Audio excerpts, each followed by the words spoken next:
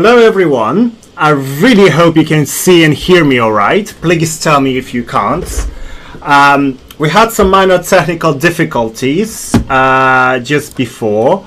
Not sure why you didn't see the pretty intro videos and stuff like that, but it seems like I'm just gonna check if you can see me alright. You know, things happen.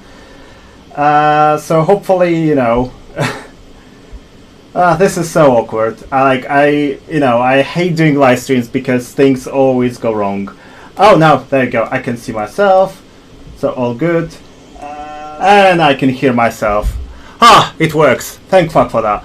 Cool. So today we're gonna premiere in public the documentary that our filmographer Tina Lubenkov has made. So this is going to be a public premiere today. Yesterday we had a private premiere for backers and those of you who purchased the album. Some of those people actually didn't come because they want to join the public live stream, which is, you know, fair enough. So a lot of the stuff today that I'm going to, you know, talk about is we might repeat ourselves, by the way, today quite a lot, just because, you know, we were at the live stream before yesterday and we want to tell the same thing to general public. So that's, sorry about that.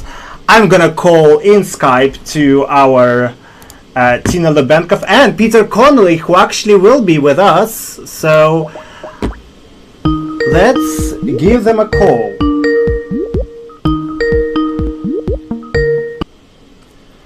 Hello. Hello. That's Taranate, Tina Lubenkov, joined us. We having a bit of a... You're a bit loud. Oh, really? That's He's because... always loud. Right. Okay. Everything went like, you know, like it should... If anything could go wrong, it just went wrong. So bear with me a second. That's because yesterday everything went fine, so it was natural that there's gonna be some fuck up today. Yes, we are live, just so you guys know. We are already live. Okay. Don't say dirty words. Yes, that involves you, Peter. Right, Yeah. there you go. I think I fixed you too, so... It's hard to defeat There we stuff, go. you know? There we go. Thankfully, yes. Unfortunately, the intro video messed up. I don't know why. It was working fine just before, but then I tried to play it again and everything went to shit. So how are we? Both of you. Peter? I'm fine. I'm great. I'm up in the northeast at the moment, which is the first time since the beginning of March. So it's been almost 4 months that I've not seen my children. So it's good to be here. It's weird to be here because I've been so used to being in knots. But yeah, it's good. I'm feeling good. A lot more positive this year than I was last year. And you, Taranita? Fine. Well, that's a short one. Like, you know, you were... we finally premiered your thing yesterday, and, you know, that's all you have to say. Just fine. Fine. We'll see how it goes today. I'm just hoping that everything will go well with the stream and all, so... Well, everything that could go wrong already went wrong, so I'm just praying that the documentary will not suffer from that. Just so you guys know, please leave us your questions. I can read them. People who will be watching this on Periscope in literally a second as soon as I press go live. Just so you guys know, on Periscope, when you'll be watching this on Periscope, if you will be watching this, I cannot read your... There we go. I think we just went live on Periscope. Yep, there you go. Cool. So if you're watching this on Periscope, I cannot read what you guys saying. Peter, please don't pick your nose when we're live. I know you want to. I'm live. So I'm gonna keep reading the chat if there is a question. Terence, feel free to intervene if you read anything important as well, because I know you're reading as well. I'm reading your comments on YouTube, Facebook, and Twitch. If there is any color discoloration on Twitch, that can happen. It happened before. Please watch us on YouTube instead, or Facebook, or something like that. Right, that's technical stuff done. I'm gonna talk about now, why are you Northeast, Peter?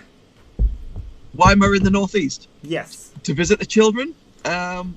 It's been 4 months. That's not why you're not East, Peter. Of course, yeah. I've got to use that as to keep them sweet. But it's, there's some goodies that I need to pick up from the office to bring down to Mrs. Ash.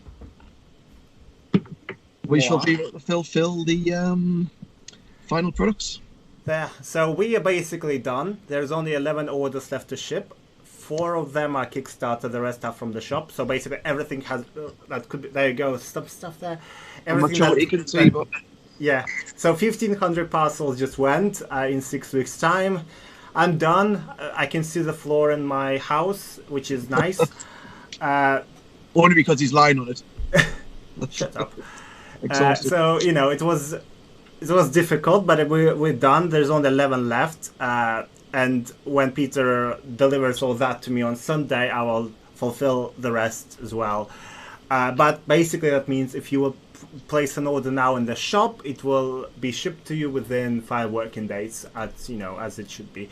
Considering that we were dealing with coronavirus and stuff like that, I think 6 weeks to do 1,500 parcels with my just 2 hands is a good score. So, but we're done. So that you'll be pleased to know. This is probably, I might be a little bit biased, but I backed quite a few Kickstarter projects, and I think we've done amazing job. I still waiting on my pledge from stuff I pledged 3 years ago for some projects, and they were supposed to deliver 2 years ago. We didn't had any delays. We delivered in December, started shipping in December as we planned. Yeah, we hit some minor delays then, but we did not promise we're gonna ship, finishing, delivering in January or stuff like that. So I know. The delays though weren't down to us, so there was stuff out of our control. And the most importantly, we were very transparent with you people. We didn't make up some bullshit excuses and stuff like that. So we, done it as transparent as possible. Even our raffles were done through a third-party company, which would randomly select winners. That was also not out in our control, and stuff like that. So we were as transparent, we were as clear as possible, and this is now done, and it just feels so great to actually have my life back. Thank you, Faten Azudin, for calling me a champ. I am. Yes. So to engage. Yes, Dale, please feel free to throw us any questions and stuff like that. Everyone, please throw them in. Unless you're on Periscope, I can't read those. But if you are watching us anywhere else, please, and I will answer them quickly. So Teranate, yes. Tina, rather, yeah. Well, Teranate, whatever. Tell us about the film. The film. We're about to the film. The film. The film. You speak my language. I like that. Don't worry, I will not make that mistake again. So this is part 1, and it deals with this guy here. Where is he? Like this? No? Yeah. Yeah, it deals with his time at Core Design and with his relationship with Tomb Raider fans. And this was supposed to be a feature length, but since we sort of produced so many stuff, it was decided that it's going to be split into 2 parts. And I was supposed to be finished filming now, but because of COVID and all this, obviously that didn't happen. So part 2, which will deal only with Dark Angel Symphony, is not going to be out for a year at least. But, at least we have this. And I think many people will like to see, some stuff from the past, from Core Design days. And I want to say, if you're an AOD fan, there is a very short segment of prior pre-render AOD clips that we found and we think were previously unseen.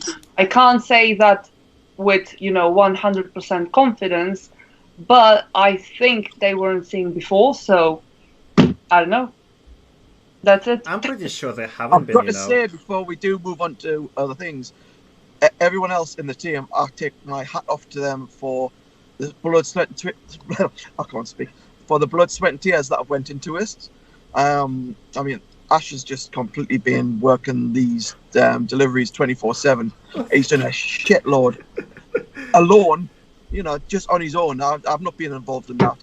Primarily because I'm lazy. Secondarily because I had pneumonia. But no, I think it's to deliver what he's because delivered. You're lazy. Oh, I'd probably agree with that. You know, after a couple of beers. But I'd probably agree. I'd probably say that, you know, doing that on your own, you know, you've achieved something really special there. I don't think many other people could have done what you've done in that amount of time. You know, so I take my hat off. So yes, if you're anyone hiring some good community manager for the video game, please hire me. I hate my already job. Postman Pat.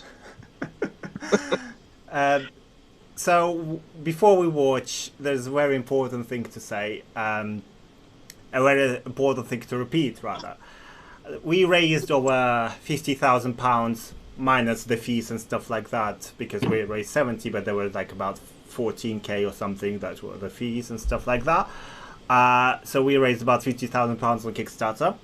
We raised another like a few thousands in the shop just in time to produce. Obviously the rest came from personal investment, most of which was Peter and myself, but mostly Peter. So £100,000 was raised that way.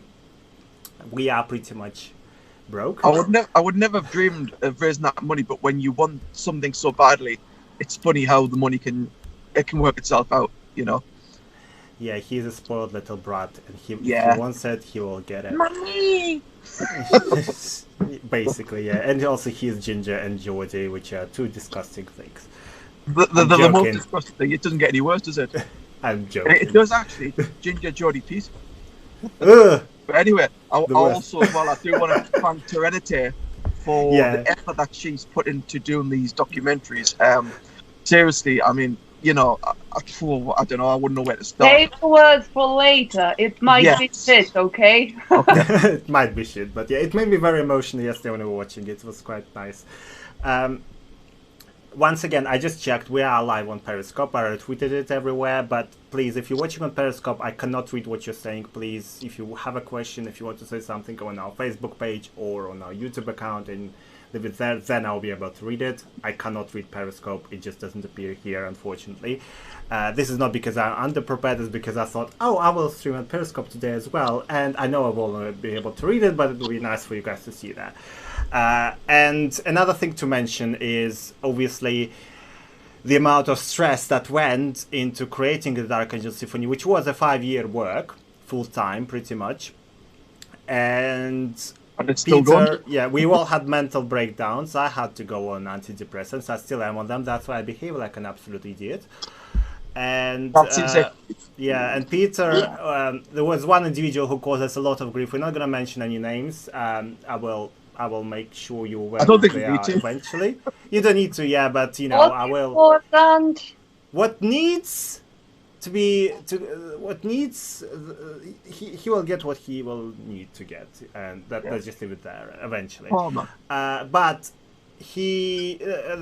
Peter suffered a lot of stress. We all did, and because of that stress, Peter was hit with a facial paralysis called Bell's palsy. So half of his face was paralyzed. That's why you will see in the video that he looks very different to what he looks right now. I mean, he's still a mess. I mean, he's still an ugly mess. And thank you. I was relying you to pick us up. But yeah, so he has weird kind of paralysis. Looks like a bit of a Sylvester Stallone. This is all due to stress. By the way, Sylvester Stallone was born with it. Was he? Yeah, he was born with Bell's palsy, apparently. That's why he has you did your research, didn't you?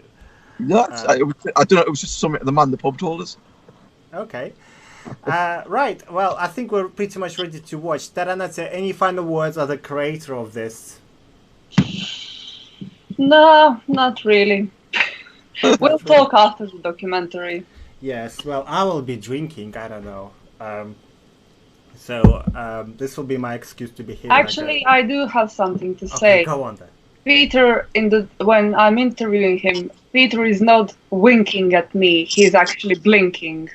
But yeah. It's because his face is like paralyzed. Yeah. And literally, when you blink with Bell's palsy, because one side or whatever side is numb, you blink and it looks like you're winking at people. It's really quite kind of uncomfortable. I can kind of understand how somebody with Tourette's feels when they swear and they didn't mean to do it. So one thing I want to say, final thing, like literally we're going to watch it now. Peter will be watching it for the first time. We made him aware that he should not be watching it yesterday when we were live streaming it privately. So this will be his first reaction afterwards. And please have any questions, please post them in and we'll answer and read them out. Oh, if he has some hate mail or fan mail, please. Oh yeah, please do send the hate mail. Yeah, because we didn't get enough of it. Please don't, we're already struggling. Yeah, so if you have something nice to say, by all means, you will discover a lot of things in this documentary, I think, because this whole project was not just about the music. We discovered quite a lot of things. I discovered quite a lot of other stuff. Terence discovered a lot of unseen stuff as well. So there's Mercy managed to make a journal, but we'll talk about it after the film. Yeah, one final, I promise, final thing before we go into the live stream is of the documentary is if you're watching this on Facebook, when you'll be leaving hearts and likes, they might appear in the video, so please spam us. Otherwise, these guys will be offline. I'm gonna hang up the call because otherwise you'll be able to hear Peter fart in his car, which he does quite a lot. We were in that car quite often.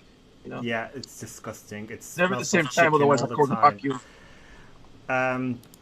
So yeah, enjoy your watch, whatever you're watching. We hope you will enjoy it. I know you will. I did. I just hope the sound will be fine in the beginning. That's it. You'll be fine. You're just being a typical creative. Don't worry. No, not that, because we had some issues yesterday in the stream, so that's what I'm saying. I think I know what was the reason, and I might just be able to fix it. Right. We are watching. I'm hanging up on you because I don't want to talk to you two anymore. And I'll call you after the stream. Sorry, what did you say, Terence? Yeah, in 46 minutes. Yes. So see you then. Enjoy the stream.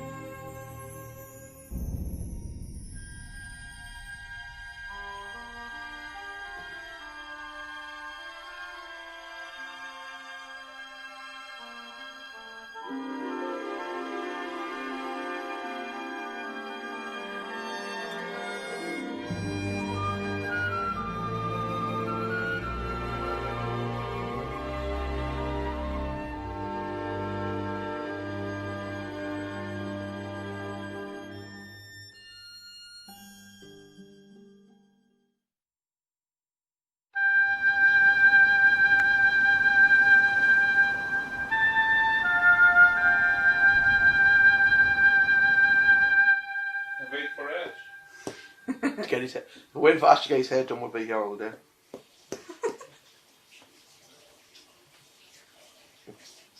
Some kind of perfume? You want some? Yeah, go on, because I stink. You can try it.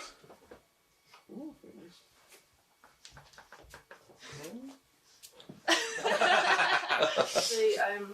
AOD Laura. Ah, right. Clara. Yes. Mm-hmm.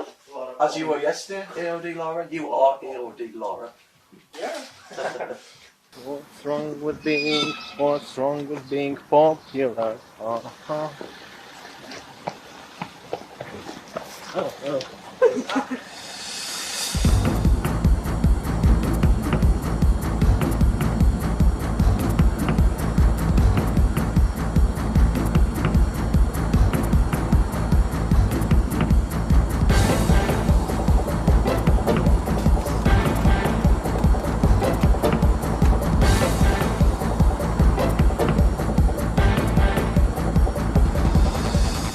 Music has been something I've always wanted to do. I found I was always fascinated by instruments from a very early age, you know. I mean, I used to love kind of like pretend I had a drum kit, and I gravitated towards it, and I just also felt fascinated by the sounds it made, you know. I mean, obviously I was rubbish at the time, but I really enjoyed doing it. It was something that I knew I wanted to do, you know. It was always a case of I'm going to do something musical regardless, you know. We're going to go good on this one. This is one from Ash on Twitter. Spending my birthday on a road with these Tomb Raider guys. Bon Jovi would be nice, by the way. And he sent a photo through as well. The car looks like it's full of a heavy metal band with a slightly rounder Hugh Stevens. Passenger seat. Passenger seat. He said passenger seat. I preferred to teach myself, so after a few years of piano lessons I learned the basics that I needed to know, and then I kind of took it on myself to kind of teach myself, and it was just a case of, you know, if I heard a song that I liked on the radio, you know, I just wanted to get on the piano and learn how to play it. Yeah, пока. Yeah.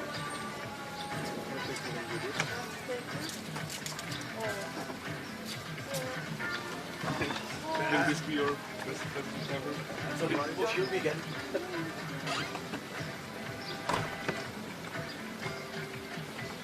So you put some stuff in the back. Tell me what that was again. I shall tell you because I haven't heard it Okay, yet. okay. You haven't heard it. Basically, this is by the guy called Dean, Yeah, and he's a Tomb Raider fan. He's Right. a composer. right. And we are doing a track with him, and Peter is doing a track with him for Right. the album, one of the tracks. So this is the rough cut that he did. So Peter will give some guidance, and they work together to make it a proper... Oh, because it sounds gorgeous. Yeah, this is just a draft, and he's not very happy Yeah. how it is. Yeah. Dean is not happy. No, it sounds gorgeous. It's very emotional, isn't it? Very powerful stuff. Ash, I'm doing those arrowheads for everybody who's worked on the Dark Angel. Okay. Everybody's guessing one. So not Peter then. Well, he is the Dark Angel. No, that's me! Oh, sorry. He's a sorry. ginger angel. I get you two so confused. You're so alike. Which one are you again? Confucius. Confucius. Ginger angel. I'm the ginger angel, he's the dark angel. Yep. My original project was a game called Hurdy-Gurdy, which came out in 2002, I think it was. But after writing some music for Hurdy-Gurdy, Jeremy Smith called me up to his office and says, you know, we want you to work on the next Tomb Raider, which would have been The Last Revelation. And I just remember my insides being like completely, they were contrasting. There was just this urge of excitement and this surge of kind of, oh god, so shit, you know, this is gonna, I've got some big boots to fill here, you know, this is a big game, a big IP. I've got to, you know, it's not going to be easy.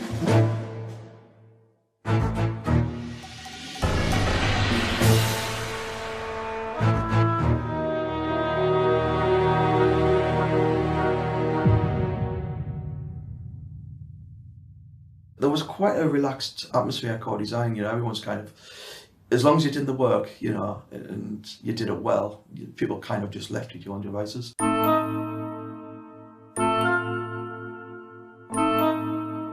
The good thing about being a musician-composer is that you're always in your own little room away from the rest of the team. It was quite rare that somebody came into the studio and says, we need it like this or we need it like that. Pretty much everything I did was, you know, how it ended up in the game. So having that creative freedom is great, because if they didn't like it, you knew about it. If they liked it, you didn't hear about it.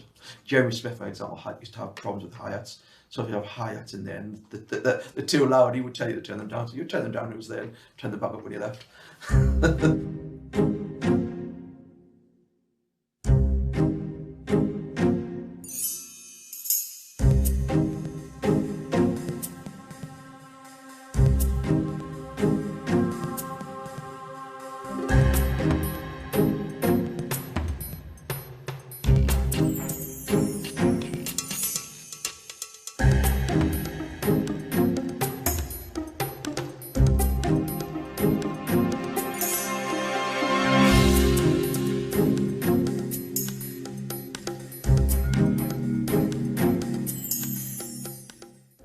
You ready, Ash? Yeah, I need to go put my lens in.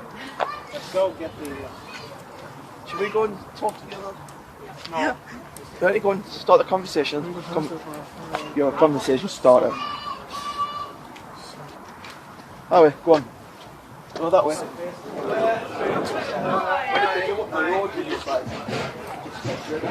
Everybody heads into Wales at the bank holiday weekend, so it was just solid traffic. He didn't know that because he wasn't there. We've been waiting long. I just pissed you, that's what he's asking. 3? Yeah. Oh, you're not surprised. Have you come far? Are you from Derby? I'm You're not? From London, pretty much. You come from London? Yeah, left at half 12. Well, have you come up especially for this? Yeah. Oh, goodness. Good man. Yeah, I used to live there. I lived in Leeds for 3 years. Oh, he probably works. Where do you work? I did work there. Seriously, because he's like, every time we're going on a trip, on the road to it, he goes, you see that over there? I used to work there. Yeah. He's seriously. I had more jobs than... And Pete says, I was arrested there. I was done for trafficking there. Pretty much so, yeah.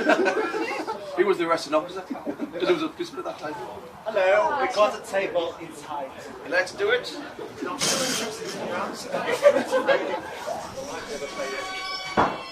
The original music had also been written in mind with a real orchestra being played. So, you know, it was always written with strings, brass, woodwind, percussion, on the whim that, you know, maybe it might get played by a real orchestra, and if it did, we were kind of ready to kind of throw it at the orchestra.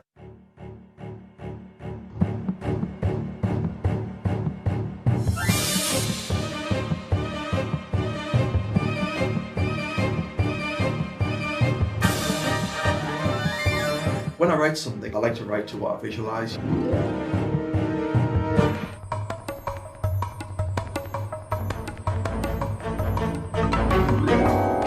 It might just be a case of hearing a sound that inspires you to take it to the next level, you know.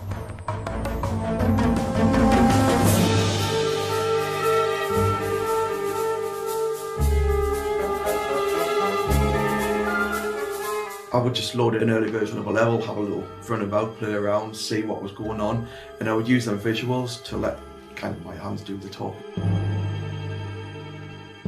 A lot of the FMV was kind of complete, but with regards to cutscenes, because the levels were also being developed and there was also new things being added, they came in a kind of wireframe, prior pre-render of what the final product would be.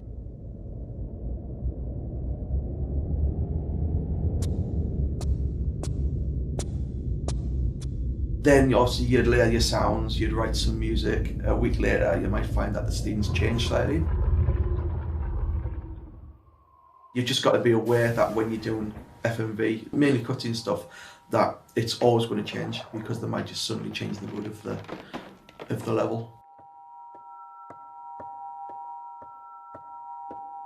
Have faith in experience, child, and you will learn more than simple...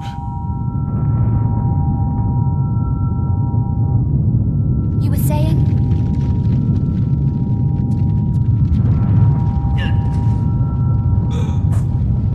leg!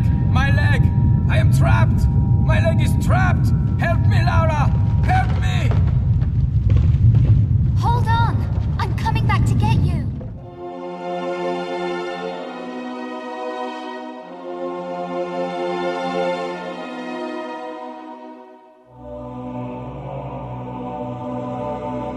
Lara Croft musically,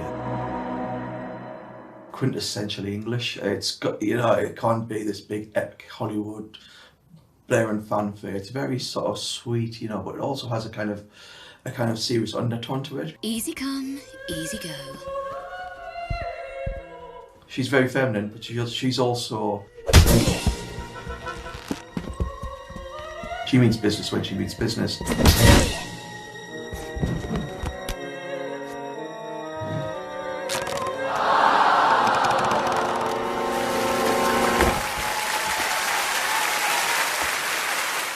With regards to Lara and her feminine side, the woodwind just seems to be a perfectly fitting section.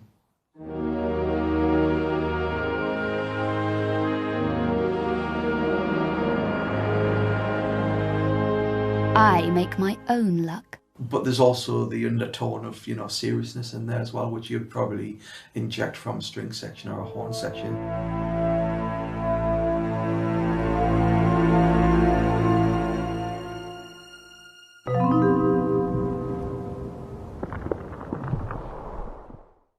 There was a track I wrote for Tomb Raider 3, and I wrote it purely on a whim that when I was testing the game, because that's one thing that we were required to do throughout the development of a product. I remember playing Tomb Raider 3 and I got to the end boss, and it just seemed quite empty. You know, the sounds were there. There was no music there driving, you know, the tension that I thought it needed. So I just thought, on a whim, just basically recorded, you know, wrote a new piece that I thought worked well with that scene.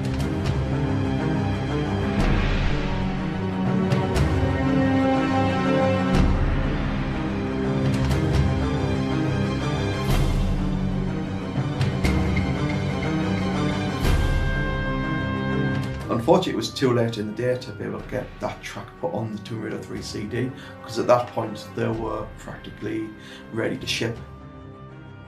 So I thought, well, okay, fair enough. That's the way it kind of, you know, it happens. So I thought, I'm not going to waste the track, and I thought I'll just rewrite it for Tomb Raider 4, and that ended up becoming, I think it was Boss 1 tune.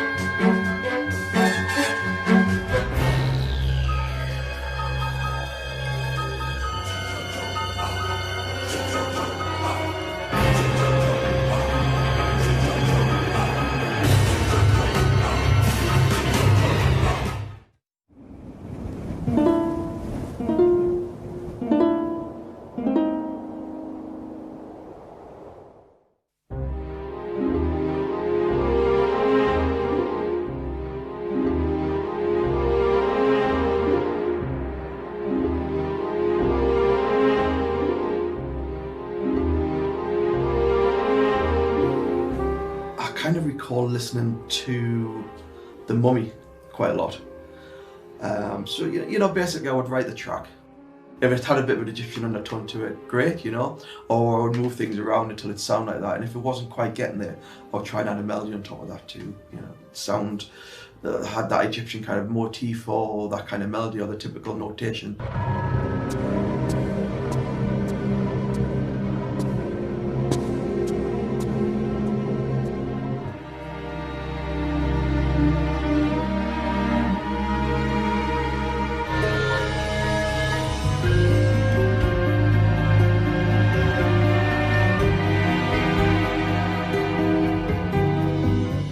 Use my head to kind of listen to something and, you know, does it sound Egyptian enough? Is that a word, Egyptian?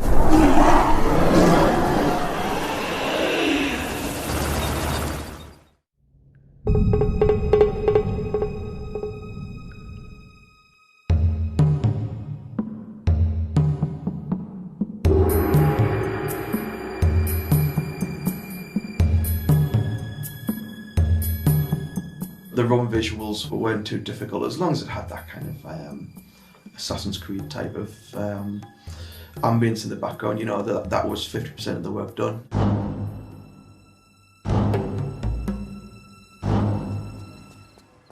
It was a bit easier than, you know, having to throw in an Egyptian melody there. It seems, you know, it was one less step away from having to do something specific.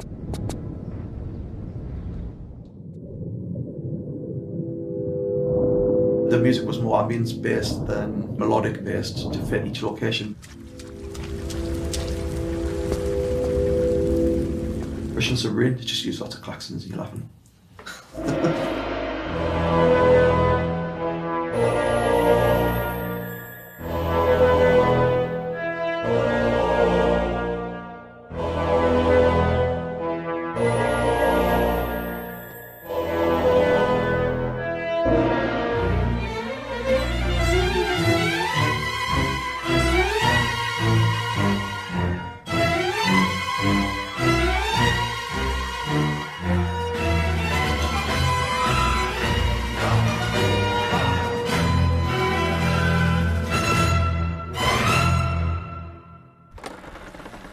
Evening, Winston. And how would I be able to help?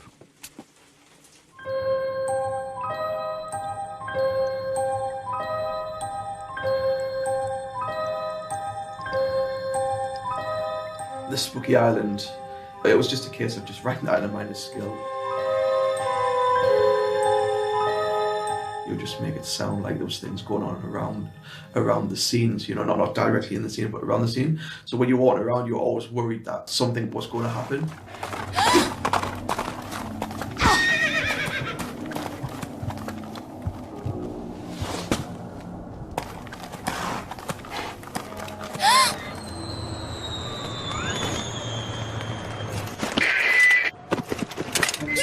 Jimi Hendrix is back! The VCI industries in Tomb Raider 5, it was quite high tech, so I tend to use a lot of high tech sounds in that, you know. I did some sort of drum loops and some synth stuff going on with a bit of the orchestral percussion and instrumentation.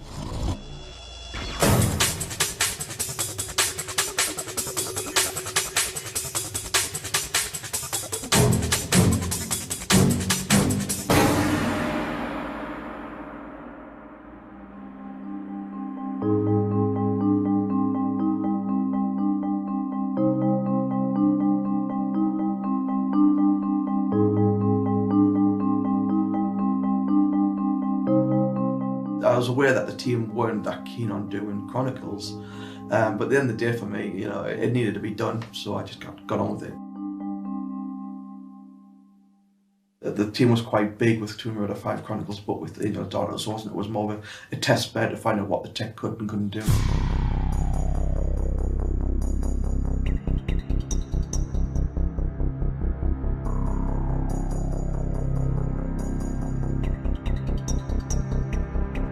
So it wasn't until they had the Chronicles that Angel Darkness kind of got, you know, an abundance of artists and programmers coming from Chronicles to that and from other various sources.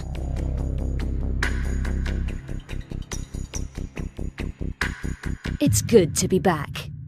Everything had to change basically. You know, what we did from 1 to 5, Angel Darkness, Tomb Raider 6 had to be kind of at the next level, you know, to kind of work in parallel with the next gen product.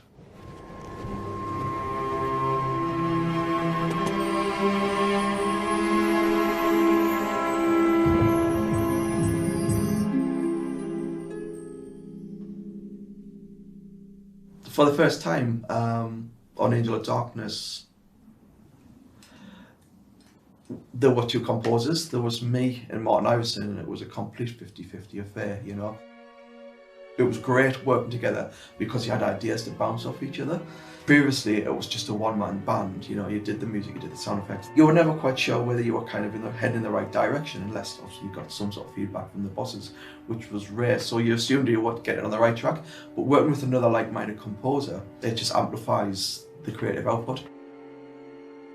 It seemed natural to go from the synth-driven soundtracks to a live orchestra. And the plan was to come up with two lists, a list of all the orchestras, you know, from obviously our ideal choice to you know, the bottom choice, and then the studio top choice, bottom choice, whatever. And when we went to see Jeremy Heath Smith about it, we pitched and says the music needs to be transformed, it needs to be bigger than what it was previously, and the only way we can do that is by using a real orchestra in a kind of like fabulous studio. You know, it was a dream to have the LSO in Abbey Road. We kind of assumed it would be somewhere down there, but when Jeremy Heath Smith went straight to Abbey Road and the LSO and said yes, we were just like elated. You know, it was just a fantastic experience, and from then on, you know, we kind of, that's the way the franchise musically needs to go. We did use a lot of the motifs. I mean, if you notice the Angel of Darkness theme, it uses pretty much the same motif, albeit in a different key as The Last Revelation.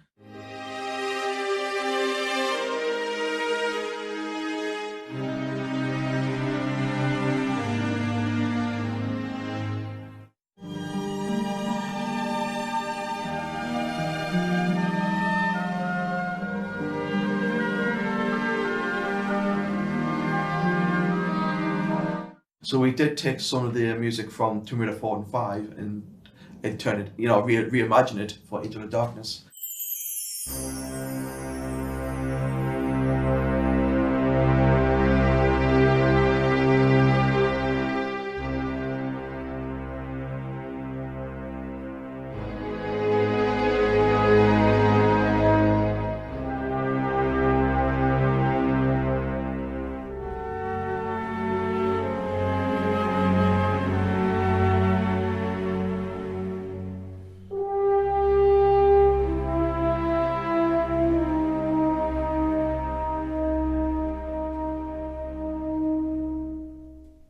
Apart from playing with an orchestra when I was like 12 or 13, actually scoring for an orchestra, it was the first time we'd ever done that. It was my first time, and I think it was Martin's first time too. So what we did was we kind of just wrote things how we wanted to write things. We didn't have to produce the music to sound final. We just produced the music in a way that we wanted it to sound. We hired an orchestrator who came in and took our sort of Cubase MIDI notes and put them into kind of, you know, readable notes for the orchestra. There was a lot of instruments in there which were out of range of what the orchestra played, so we had to kind of move things about. Without the orchestrator, it might have been a little bit different, and a lot of the management side of the orchestra was handled by people within core design, so we kind of just got on with the creative side. The problem with the music on Angel of Darkness was we didn't have enough time to get what we wanted to do and write. We had 2-3 hour sessions, which is kind of Musicians Union standard. And one of those sessions was taken up with a bit of PRing with Laura Croft, which was great to see her, you know, do her thing. But, you know, that extra hour that we lost, we could have fixed a lot of issues. But saying that, with it being our first time doing what we did and coming out with sort of 40-50 minutes, you know, of music, I think we did a bloody good job.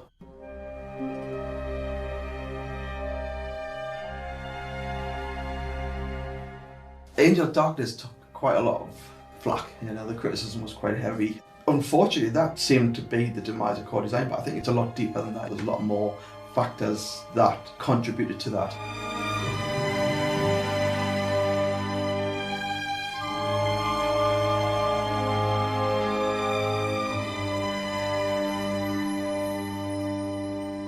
To see it in the flesh, so to speak, I was actually pleasantly surprised at how good and what good it looked, you know. Well, not the whole Land Rover Jeep thing. It's a bit of an issue with some people, and I totally understand. I mean, obviously in Tomb Raider 4, was it? I called one of the tracks Jeep Thrills, but where, as far as I understood, it was actually a Land Rover, not a Jeep. But okay. You know, Jeep Thrills sounds better than Land Rover Thrills. Yeah. When I was watching Ash play, I was thinking to myself, like, what was the issue? You know, why people complain? Yeah, the controls might not have been great, but you get used to controls. It was a different controller for a start. There was a couple of hiccups here and there, but I think you deal with that. You know, you get used to. It's like driving a different car. You know, it might be a better car, but it's going to take a while to get used to the steering and where the buttons are and this, that, and the other. But once you're used to it, you realise it's not as bad as what you thought. You know, so I think a lot of the flack that was received by Angel of Darkness was unjustified. It's a cracking little game, and I think there was that kind of diss it, need to reload it and replay it with the mods.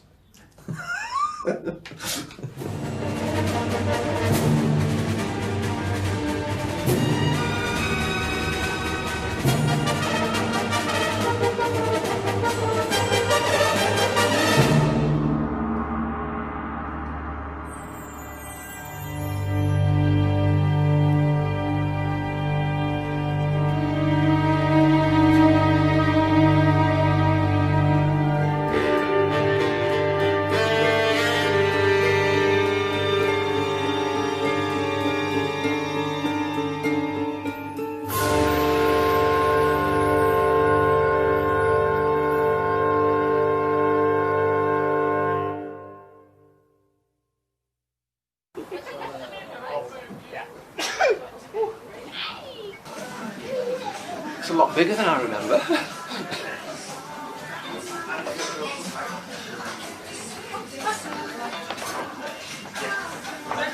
That's what she said. There's been a lot of them over the last few years.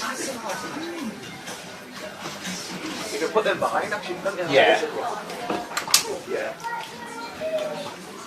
Do you have a Bell's palsy filter? Murty does, somehow. Don't you, Murty? What? You have a Bell's palsy filter on your Photoshop? What was it? I don't know who it was. It was somebody that I knew. Basically, called you fat. Yeah. Well, people exaggerate. So, that happened quite a lot. Yeah, yeah. And then we had in the studio, between the two studios, we had the vocal booth. So we had this little kind of like, we just used to stash boxes and that kind of thing. But sometimes I would just go in there and close the door and that was it. But I knew the door was locked. Somebody would be in there and stuff like, hello there. Hello, how are you? Good, thank you. Cool, excellent. Yeah, no. A Rusic toast. To the Dark Angel. Dark Angel. Yeah. Chin chin. Over here. Yep. Over there.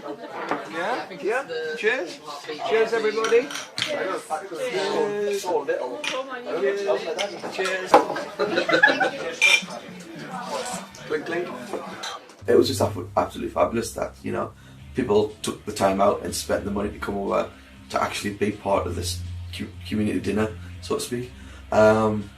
It's not the kind of thing I'm used to, so it was a little bit, you know, obviously it was quite, I think it was quite difficult for some of the people that turned up to actually go all the way and do this. It was for me as well, you know. It's you know, it works both ways, I think, you know. I'm not one of these extrovert types that wants, you know, that kind of say, hey, look at me, I'm Connelly. That's not the way I roll, you know. So just to be there was probably equally as overwhelming and kind of I can't think of the word. Yeah, I've only been through there. Yeah.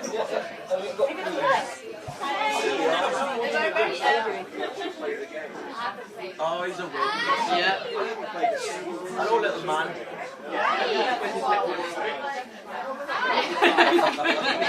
I am not. I'm going to keep staring. The indoor dance music. So I had all the conductor scores. The only score I didn't have was the theme tune, because silly, we should have photocopied this, but we didn't. We give that away in a prize. Yeah. Now I look back and think, oh. But I have all the individual instruments, so I've got all the violins, the horns, so I need to put it together. I've got somebody that will do that. It'll take a little bit of work, but if you can get it all together, it'll look right.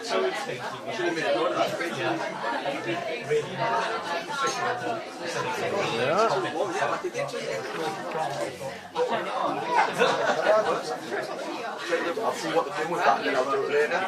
And then if I can, but Yeah, on YouTube. Kind of redone it and thought.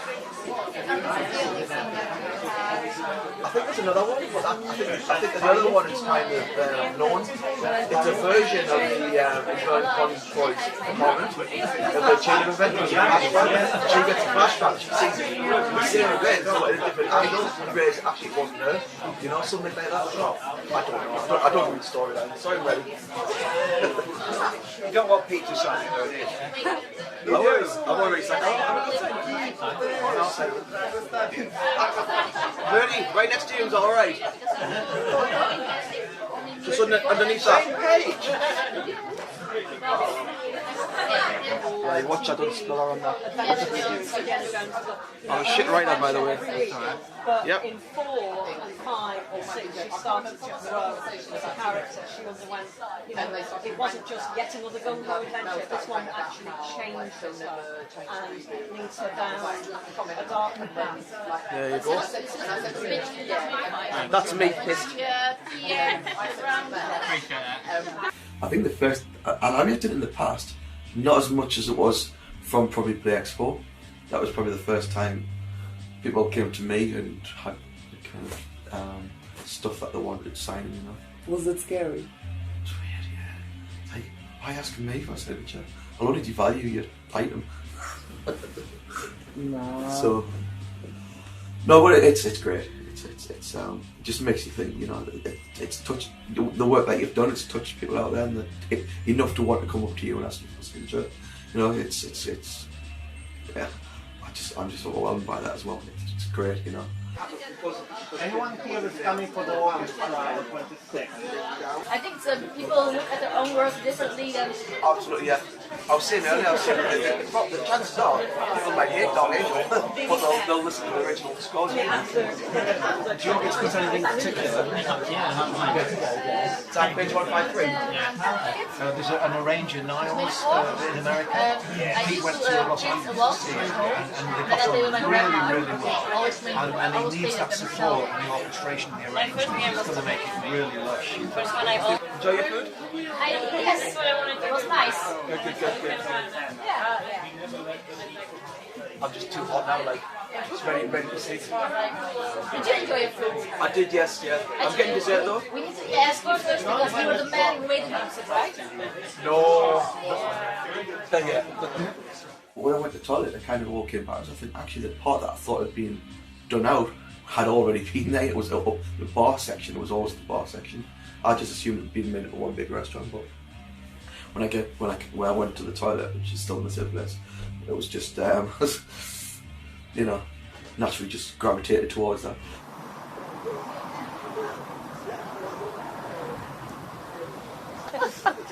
You're gonna come back singing hi. Be careful.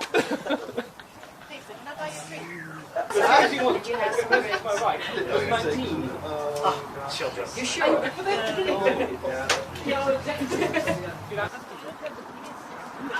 Pete said he has still.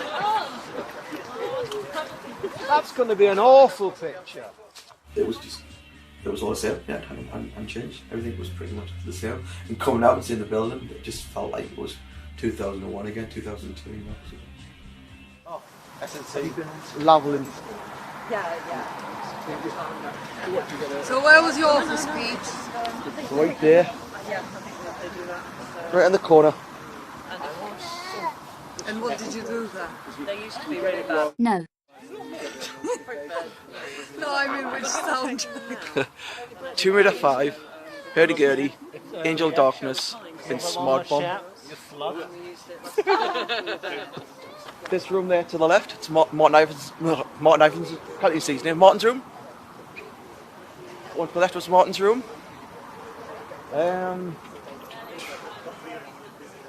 Yeah, that's pretty much it. And I used to work here, didn't I, Pete? No. I worked here. I worked upstairs. He was a wannabe. He used to just hang around and hover around and pop and Fuss about and cause trouble and pester people. Until we got the until he, you know, eventually. And then I got the we sack. eventually caved in, and then we gave in to the invite, you know. Or he gave the invite. I don't know. I can't even speak the jam. Knackered. Are you that tired? I'm a bit tired, like I. With these little people. You didn't pay. Touch that. You do realise realise I'm recording. Not taking Oh yes, pictures. that is funny. Yes. Murdy, you can touch mine. There's nothing to touch. Nice moves. Murty, where was your office? In heaven. Up? Yeah, on the other side, on the top floor. It's the one where there's the big brass plaque under the window. Does it say men's? He went at last. We got rid of him. Yeah, 1, 2, 3. Take your specs off. Yeah. I feel like I had more of a time in Ashbourne Road than I did at Pride Park. I feel like I spent more time there. It felt more kind of. There was definitely more of a closer atmosphere with everyone that worked there. Everyone was kind of closer. When we moved to Pride Park, I don't know if it's just because a lot of new people came in or it was just spread out a bit more. That it just you lost the kind of dynamic of the original Ashbourne Road. At the end, it showed nobody wanted to leave. And people had to because they had to catch trains and donkeys and pogo sticks and, you know, they got to get home. But yeah, people stayed and lots of photographs, lots of me, because people just like having the photographs taken with me. If there wasn't much of you, it wouldn't have been worthwhile. No, as Pete said, yeah. If I hadn't been there, it wouldn't have been worth doing. It would have just cancelled if you turned up. Pete said that, he threatened he'd cancel it if I didn't turn up. Bullshit. No, what a terrible thing to say.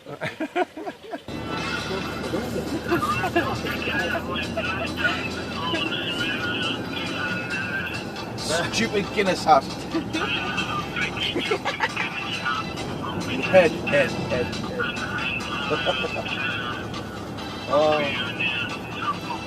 Pete, who created this track? Martini or you or together? Who did this? You or Martini? Me, yeah. Of course. The other bit was Martin's. Then we put the two tracks together, like DJ style, like it kind of fade them in, you know.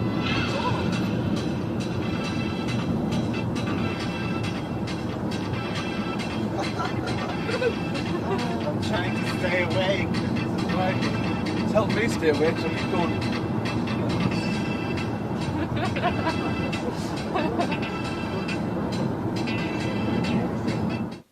No, we can't. Okay. Bye. I've got some real passions, you know, things that like are quite rare, not your normal kind of stuff, you know. I mean, for instance, me going to the Salford Lads Club, just standing outside there because the Smiths had some album artwork, you know, and some iconic photography taken back in the early 80s. Just me being there, it means a lot to me. Other people think, what the heck, you know, I mean, you've got passion, you just got to enjoy it and follow it.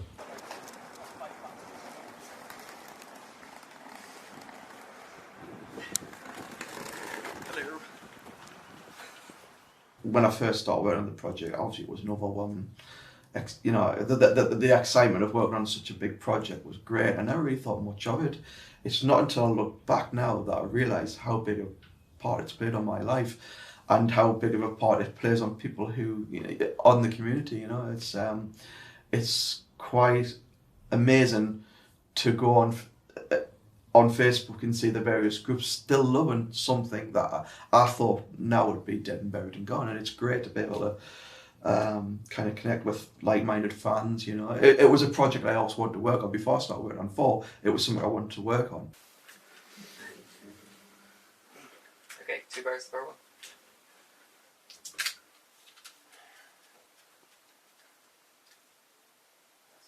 Due to the limited time we had doing the Angel of Darkness music with the LSO at Abbey Road, the little mistakes or the little errors or the things that you could have fixed become more exaggerated. You become bigger and bigger to the point that you just need to do something about it to fix it.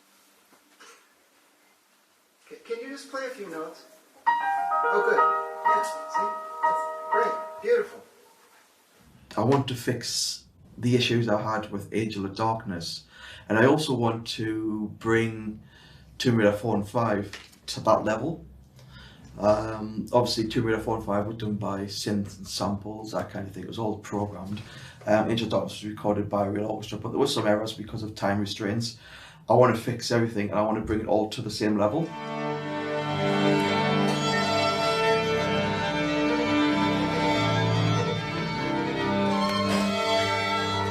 there's a big community out there who still appreciate the music from, you know, from the original Tomb Raiders, and if it's just basically giving something back.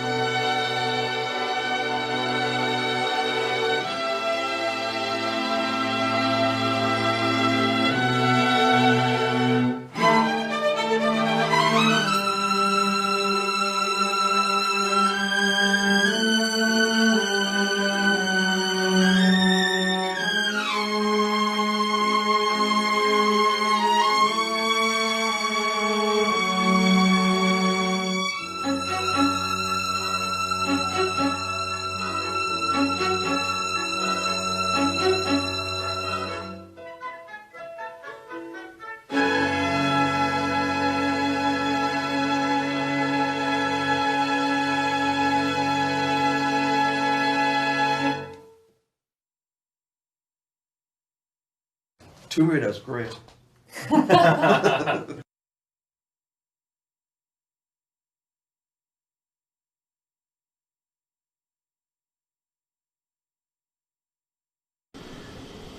Well, I hope you enjoyed it as much as we did. I'm just gonna call these guys again. I am absolutely pissed on the WKG, by the way. I know it's only 4%, but I haven't been using all day.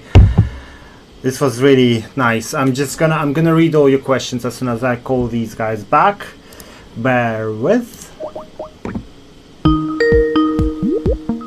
Ooh, that was quite emotional. That wow. Hello. And now you've switched all the time again. I need to fix you guys. So Peter, how do you feel about this? I was very apprehensive because basically I don't like seeing myself on video. But Well, that's understandable. No one likes that. No one likes that. But you've done absolutely a remarkable job. It's astounding. It's outstanding. Sorry, it's outstanding. I don't know if I'm speaking right at the moment. I must be pissed with you, Ash. But yeah, it's absolutely amazing. Loved every second of it. I was hooked. So, amazing. The edits are fantastic as well. I like the way some of the music goes from like Tomb Raider 4 to Tomb Raider Dark Angel and vice versa, and it just works really well. It's like you don't even notice it. It's like, oh yeah, that's the new version. So you know, the edits. Yeah. I'll tip your hat off you for that. Thank you. Yeah, it was very emotional, all this. Yesterday I was like watching this and I was like, I'm wearing contact lenses, I can't be crying. No. Because these are my last pair. They literally arrived an hour before the stream. I was like, fine, I will wear glasses for the stream. They arrived like, oh, finally! And then I was like, I can't be crying because if I lose them, I will have to wear glasses, which I don't like wearing. But yeah, it was very emotional. There's a lot of stuff in there that I wasn't, I kind of must have forgot about, and it was quite nice to be reminded of it, and also the Bell's palsy thing, because for me it's gradually getting better and better. I mean, it's still not 100%, but to actually jump back a year and see how it was then, it's like, wow, it was really quite bad. But yeah. I'm going to watch this again after this stream. So. Yeah, we will upload this on YouTube. Upload it with the better version, because today I exported the better version, so he's gonna upload it, so it's gonna be a bit better in quality and probably sound and all that. So spoiler alert, it's already uploaded. I just need to publish it, and I'll do it about an hour after we end the stream. So. Only one thing, being the Geordie analyst I am, Jeep spelled Jeep, not G. Oh, I know. Jennifer already told me that, and it was too late because this was the stream version. But in the final version, it's going to be fixed. Yeah, It is Jennifer fixed. already told me I that. think I'm going to refer to Jeep Thrills from now on. Jeep Thrills. Jeep Thrills. Jeep Thrills. It has a better ring to it. If you were mentioning the Jeremy Hit Smith in there, I was actually talking to Paul Douglas literally like months ago or something. Paul Douglas was a programmer for Tomb Raider 1. And I was telling him I had such a man crush on Adrian Smith when I was little. And I have no idea why, because I'm looking at his photos nowadays. I'm like, why? I mean, obviously better than Jeremy Hit Smith, but still, why? Like, it's just such a weird thing. I was telling this yesterday as well. I just still find it hilarious, like weird. But I suppose taste changes. I was only like, what, 12 when I first started playing this. 20 years ago, I looked a lot different, as you probably saw in a few of the clips. You know, yeah, someone did say you were very pretty and daddy-like in the past. Well, yeah, now you're like. I think after me kind of last few years of wars, I think it's given us a kick up the arse to do something about this. So this time next year, we'll be millionaires. Hold us to it. You said that last year about this year. I'm still in big ass debt because of this whole thing. But anyway, that is Rodney Zandel's, like catchphrase. This time next year we'll be millionaires. Yes. Yeah, but you're not supposed to say that, Tarantino, because I had still hope until you just said that. Thanks, you just ruined it. I'm gonna go kill myself. Someone did ask a question, by the way, whilst the stream was happening. Okay, hold on, because I need to give credit where credit's due before we move on to the question part of this whole thing. So, I really have to say this.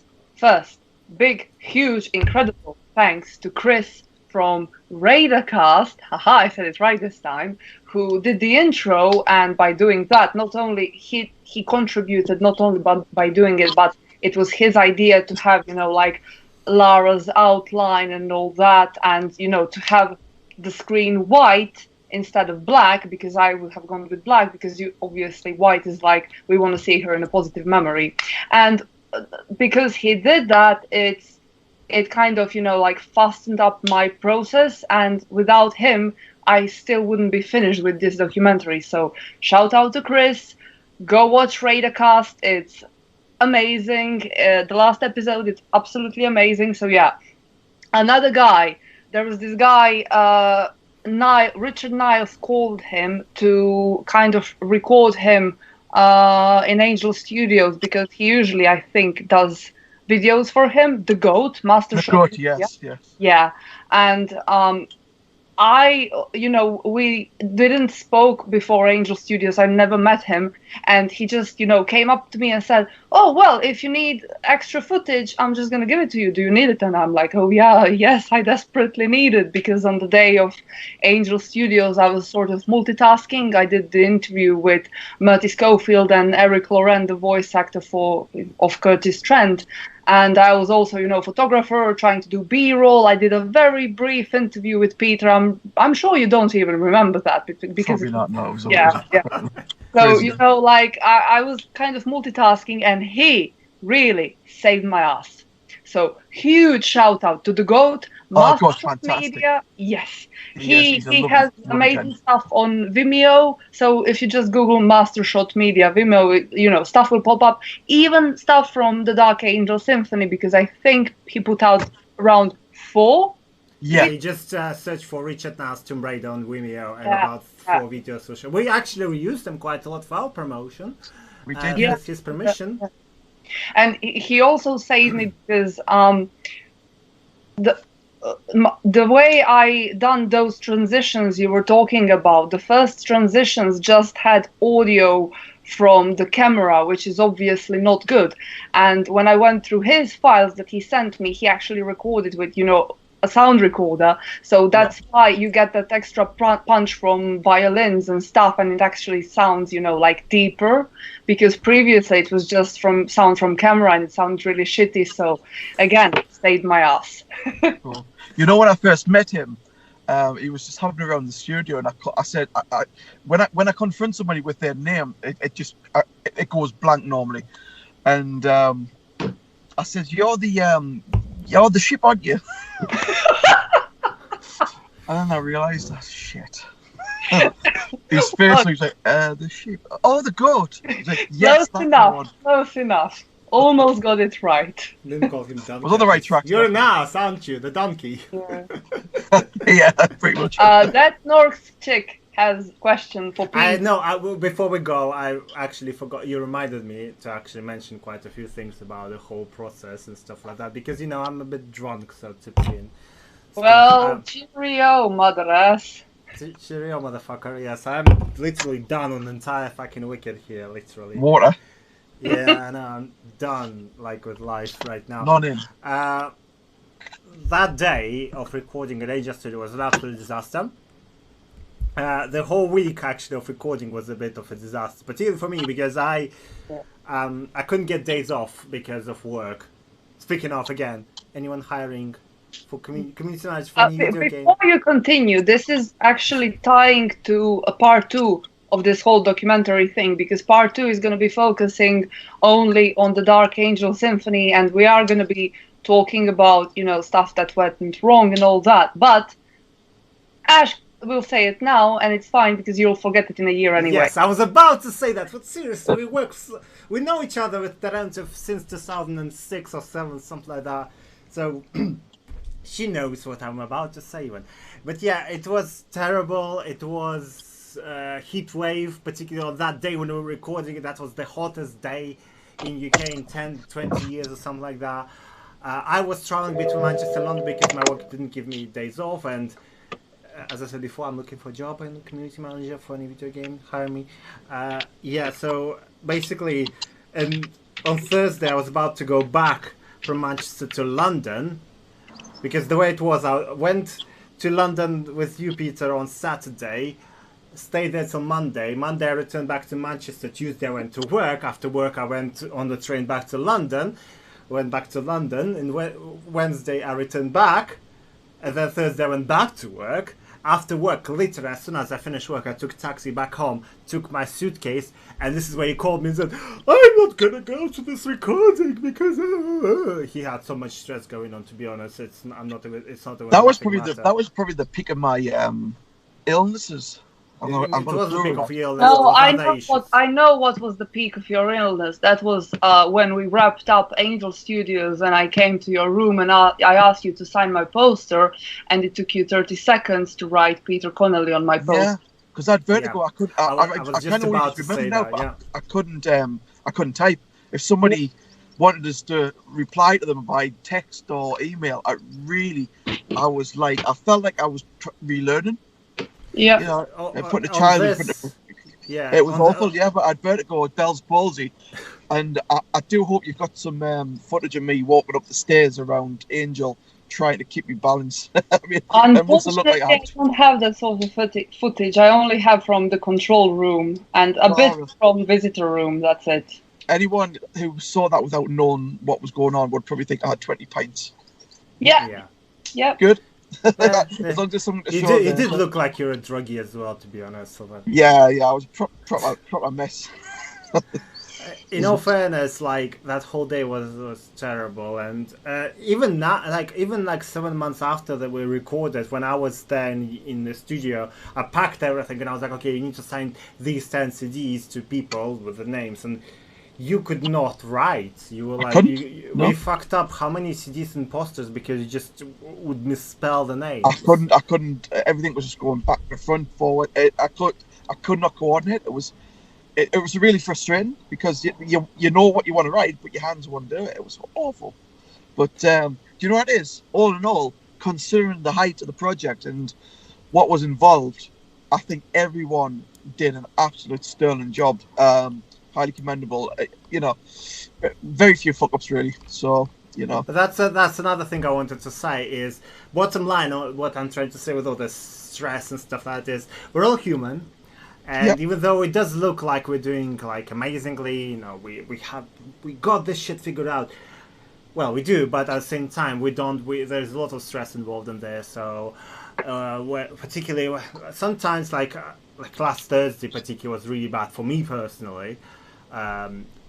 like I felt suicidal. I literally had enough, and I thought, if I will read some negative comment right now on Facebook, I might just cross the line. And I had to deactivate my Facebook, or delete it rather. But I had to return because my fucking Pokemon Go is linked to it. And I needed to return to catch my Pokemon, so...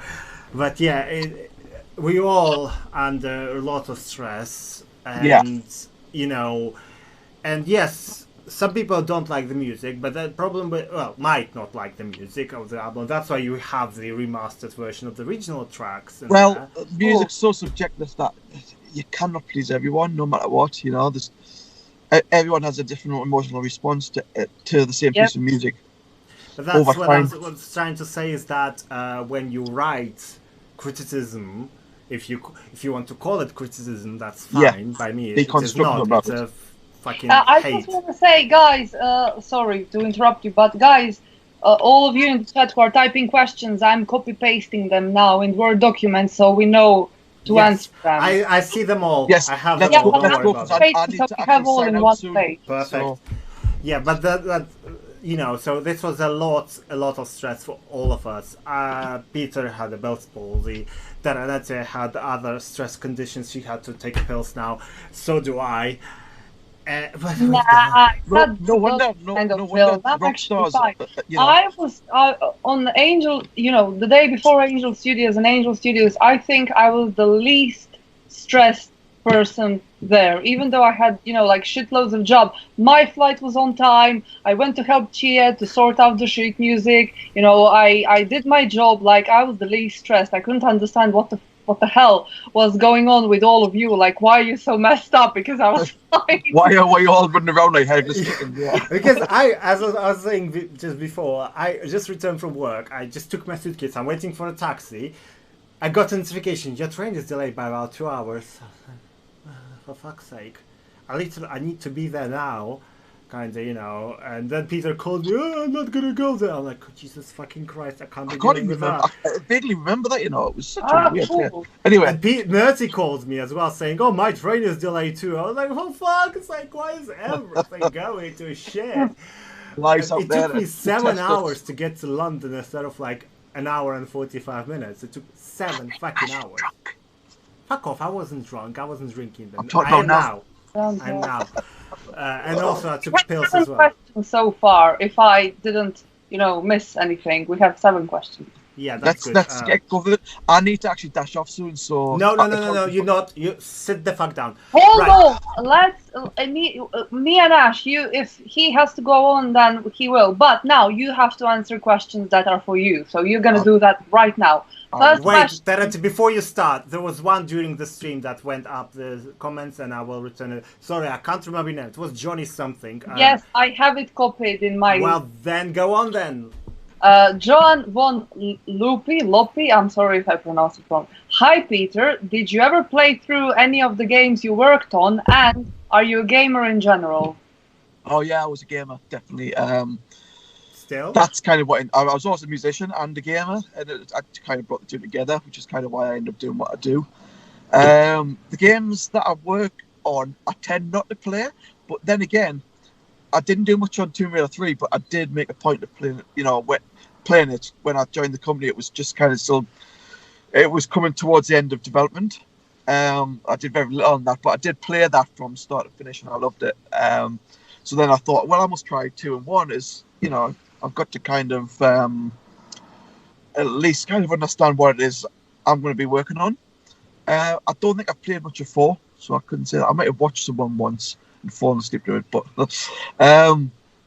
5 I enjoyed playing. I think all Tomb Raiders, 5 Chronicles is the one that I enjoyed playing the most. Never played Ninja Darkness, so the first time I saw that being played properly was with the live stream last year. Yeah, that's it. Mind you, Driver. As a rule, though, generally I don't play the games I work on, but I did play Driver quite a bit, and I enjoyed it. Driver San Francisco, not just Driver. Okay, so that Norse chick, question for Peter. Did you actually ever have any instances of a piece of music being rejected for the games? No, not in Tomb Raider, no. Oh, like really? I say, a lot of it was just kind of what's the best bit? Anything that was written was just kind of put in. Very rarely did anyone come down and say anything about it. If they did, it was just changed, or something was done to make it more in sync with the way they wanted stuff. But in general, no, there was never nothing that anyone says we're not having that. Okay. Another question, and this is a good one because I didn't include that in the documentary, and I think that is I did miss out on that. What was the name of the guy who rewrote MIDI to playable score for the Angel of Darkness? Angel of Darkness, not Dark Angel. Yes, Angel of Darkness. Yeah, it's Peter Wright. Yeah. Okay. How do you type that so I can Peter just? Wright, W. Peter, Like right, but with a W. No. Yeah. WRAIGHT. Yeah. So basically, he was the arranger. He was the arranger. He did Yeah. what Niles did for. Yeah. Yeah. Before you go on that, I wanted to ask. I have more questions. Yeah. Hold on. Who was the voice of Pierre and Larson in Chronicles? Was that Martin? Oh no. No. I can't remember. Sounded so much like Martin. There was some times where we would kind of just fill in bits. Yeah, I know Martin did the voiceover presenter in the intro In the FMV because I heard the one of World the News Today. Yeah, that was Martin. Yeah, because I heard the version where he's actually swearing in it. He's like, "Memorial service for Lara Croft." Also, the giant cock flying up the ass. Oh, that's you doing. Hey, something like that. I'm drunk. Yeah. Okay. Next question, Stella. Okay. So this is basically for everyone. From Louise Evans. Hello, Louise. If you could only listen to one song from the Dark Angel Symphony for the rest of your life, which would it be? And for me, it'd have to be the Pete Hammond dub remix of "Surrounded by Green." Is it because it's a long one? It's a long one. That's what she said. Oh, somebody had to say it. No, that's a lie. I like it. It's because I didn't do that. You see, so It's because you're a fanboy. What's that? You're a fanboy. That's why. I do. I've got his dub mix remix albums, and that's what inspired me to ask Pete to do a dub remix of "Surrounded by Green." And the first time I heard it, I was expecting to say, "Okay, we could change that. We could change." It was just perfect for me. It was just exactly how I wanted it. And I said, "Do not touch it. That is the one." I have some funny trivia on that. In the documentary, when we are driving back from Derby to Manchester and La Serpent Rouge is playing, there is a part where you say "stupid Guinness hat," and I didn't understand what it was. And I have the original recording, like Peter, I'm surrounded by the green. So I was listening to that in order to hear if I actually heard it right, like "stupid Guinness cat." Yeah, he's got potato in his left hand, his phone in his right hand, and a stupid Guinness hat on his head. Oh, wasn't it green? That's the thing. The Guinness had their green. That's why he was saying No, it's not by he was green because the green grass. He was walking. I know where he was walking. There's somewhere in South Shields where I'm from, and he was walking towards his house up this path, which is just full of green. And he was just, and he'd been on the beer all day. So you and me didn't answer this question, so I did answer it. So I said in the comments, it's Raider 4 theme. I really love it. It actually makes me very emotional. I'm actually cried. Oh damn! I have no idea. Oh shit. On the spot now, aren't you? No, you know what? I'm gonna go with a very logical Vulcan sort of answer, and that's gonna be The Accused because it's an ambience track. So if it just plays in the background, you're not gonna go the same. Good answer. There is quite a few more questions, so go on. Let's go to the next one. Okay, this question is for me. How did you come up with the concept for the documentary? There is so much ground to cover. How to pick and choose? I knew from the very beginning that I wanted to talk about your co-design days, Peter, because you don't have that anywhere. It's not being like you don't have anything about it apart from that bonus video that I actually took footage from. Well, borrowed. So I knew, obviously, as a Tomb Raider fan, I knew what I wanted to hear. So what I asked you is basically what I wanted to know. So that was my concept. I think, I might be wrong here, but I think if you weren't a Tomb Raider fan and you were sort of doing these things, you would miss out on very sort of, you know, like little trivias and stuff, because I don't want to sound up my own ass, but as a fan, I think I know what I want to ask and what I think others will find It interesting. makes sense. Yeah. Yeah. So my concept was, what do I want to see as a fan? That's it. Good answer. Next question. That makes pure sense, yeah. I think no. Yeah, I There's think new ones coming up. Oh, on sorry, Facebook. I missed those ones. Do you want me to do it? Yeah. Well, first of all, it's not a question, it's just a comment from Alisa Mai on YouTube. Does Peter have a track he found was his favorite in particular, or favorite track to work on? I really enjoyed working on Surrounded by Green. I did. Oh, sorry, I missed a question from Dragutin. My God, a silly woman. Okay. Wait, hold on. Is that the end of your answer? Yeah, it was just. I thought it was one of them tracks I was worried about working on, because I thought it could go one of two ways. And when I was working on it, you know, when things just fall into place and everything just happens right at the right time, and you get a buzz to keep on going. It was probably the only track. Well, yeah, it was probably the only track I really kind of like found very easy to work with, even though I was very anxious that it wasn't going to go where I expected to. Next, Dragon, you need to add something. Does Peter plan to publish some of his own music not related to Tomb Raider? Say that again, sorry? Your music not related to Tomb Raider. Do you plan on publishing it? Well, we already know the answer, but say. Yes. There's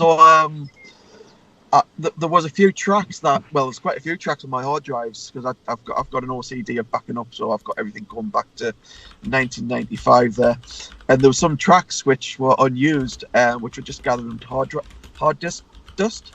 So I've released 11 of them recently under a guise of 24-bit, and I'm probably going to just start doing the same with others, you know, that I kind of come across. So yeah, definitely. I think it's a shame that they're kind of sitting on the hard drive not being heard. They might hurt people's ears, but, you know, to me at least it's out there. You never know. Okay.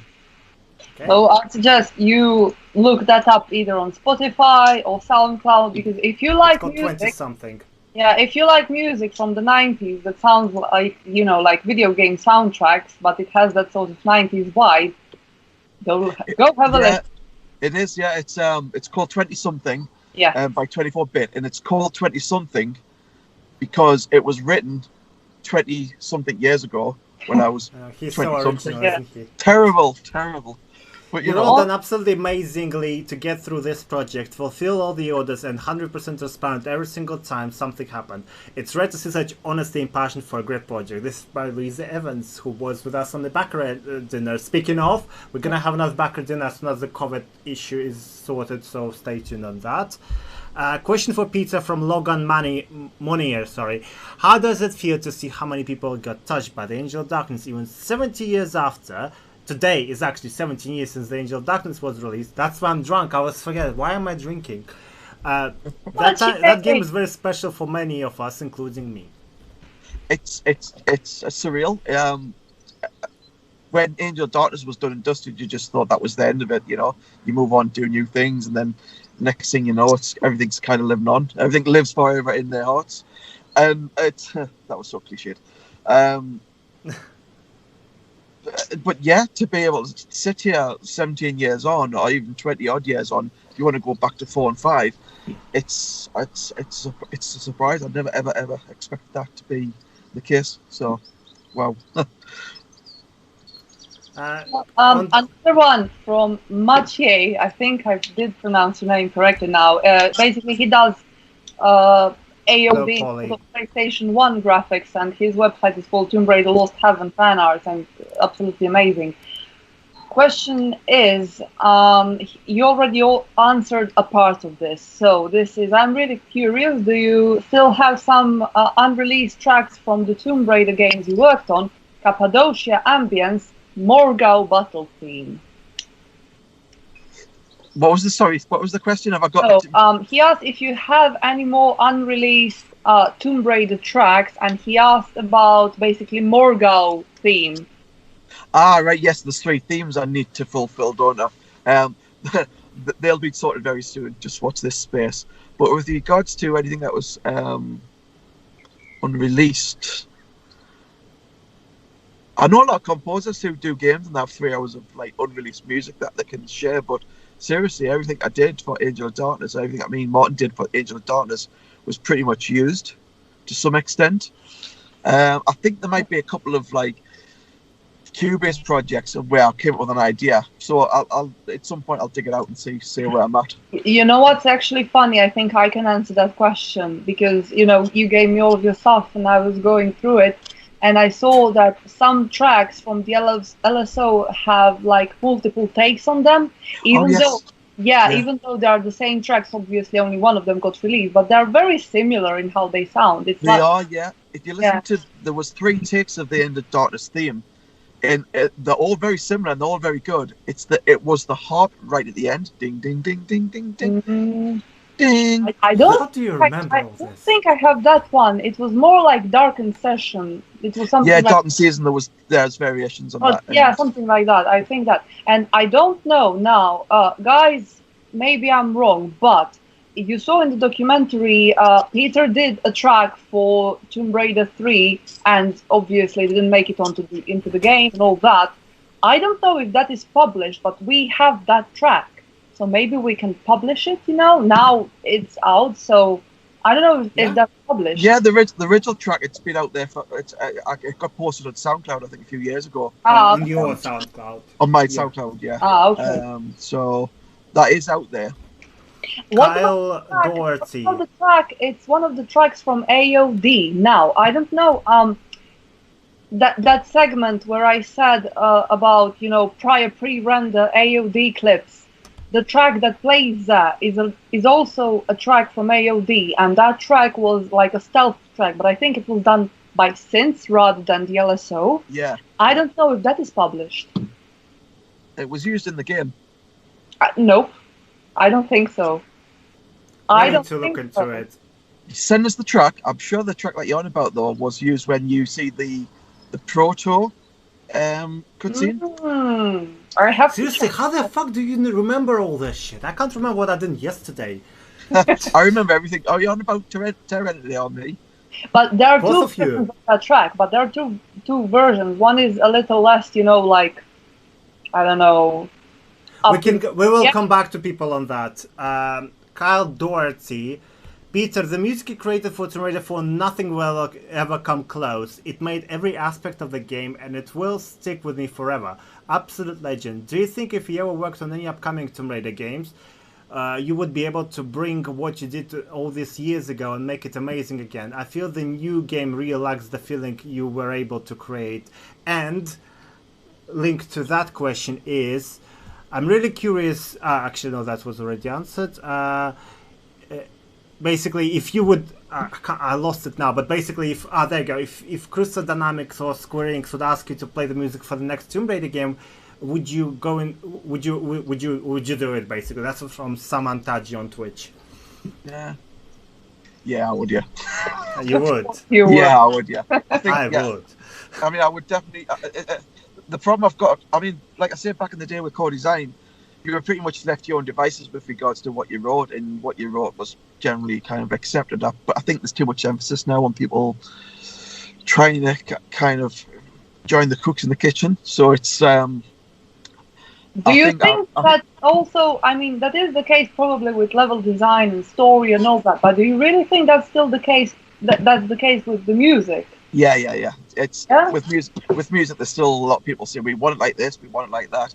And if it's not achieved like that, it'll get rejected. It'll go through review processes, etc., etc. If I was to do it, I'd have to have, I don't mind getting a bit of feedback, a constructive feedback. I mean, that's a given. But I would want them to understand that I have a lot of drive in the creative flow. So if I was to do it, it wouldn't be a case of okay, I'm doing it, but you've got to be told exactly how to do it. I'd have to be able to nurture it in my own way. I have a question that is a bit off topic, but since it's not on topic, it's a bit, like, anyway, Jason Gates. Did you maybe have a conversation with him since he did the soundtrack for Tomb Raider 2013? Did he ever share his experiences with you? No, I think he's probably under NDA, really. So yeah. Yeah, okay. But I can imagine he probably would have been given a little room to play with. But I've been in the games industry 25 years now, and I still work in industries where I see music being driven by other processes rather than coming direct from me. So yeah, I even work on games where people said it's got to be like this, it's got to be like that. Yeah. And you're pretty much what I'm doing right now for my work. That's why someone hire me. Logan, can you give me a second? I've just got an important text. I just need to check it. Can you hear me okay? Yes. Yes. Well, we lost him. Yeah, you lose. I'll come back. Don't worry. Do you like the reboot version of Lara from the recent games, Peter? That's from Logan Monier. What would you like to see for the future series? I personally would love to see the classic Tomb Raider getting remakes for the next-gen consoles. I've not played any Tomb Raider since 3. Maybe it's Really? 5. You did play Chronicles. No. I've had a little play here and there. But I've not played enough to give it any kind of opinion. So, but yeah, I think from what I'm hearing from other people, I think the classics need to have at least some sort of recognition. I think its heritage needs addressing. So, would you trust the new devs to remaster them properly, though? Oh. Let's just skip that question. I think we all know the answer. I think we all know the answer. Let's come on, Steve of War. Steve is doing an amazing job, and he sent a question ages ago. And okay, so as someone who's looking to change the conversation a little on Angel of Darkness, what about it you wish people saw instead, and how do you wish it was perceived? For Peter. Ask that again. Sorry, you started. What about Angel of Darkness do you wish people saw instead, and how do you wish it was perceived? I mean, I followed suit with what people were saying about it back in the day. I thought, well, it must be bad because if people are saying it's bad, it must be bad. But when I watched when me and Murty watched Ash play a slightly modded version of the game, I was struggling to find out what the issue was because it looked great, it felt great. Actually, it was not a modded version, by the way. Sorry, it was not modded. I thought the controls were modded. Sorry. It was original. Yeah. I don't understand what was the issue. I mean, it was in a better state than most games are released these days. A lot of the games now obviously got the luxury of patches. Yeah, we didn't have that luxury. We were kind of just before that was a thing. I mean, some games I've worked on, I've noticed that even when it was released on disc rather than download, the disc, in fact, they couldn't even play the disc version. The minute the disc was put in, it downloaded a patch to fix things. Another question. Did you have, I sort of modified it. P. Jody asked, what were your movie inspiration while making AOD soundtrack? Because you said you had Mummy, as an inspiration. Angel of Darkness for Tomb Raider 4. Yeah, Mummy was Tomb Raider 4, wasn't it? Angel of Darkness. I don't know. I think I just kind of kept on the train of thought I was on from the previous projects. And like I say, a lot of the Angel of Darkness soundtracks stem from Tomb Raider 4 and 5. Another question. Wait, before you go, can you make the Mummy sound in Tomb Raider 4? No, I'm not going to do it. I'm not even going to try it. No. Okay, another question. I just smoked 20 cigarettes and made sure I had a really raspy voice, and then just kind of like said something, you know. Okay, you got to do what you got to do to get the sound, you know. Let's move. Nick Burris, I'm sorry if I butchered your name. We both. Have you, Peter?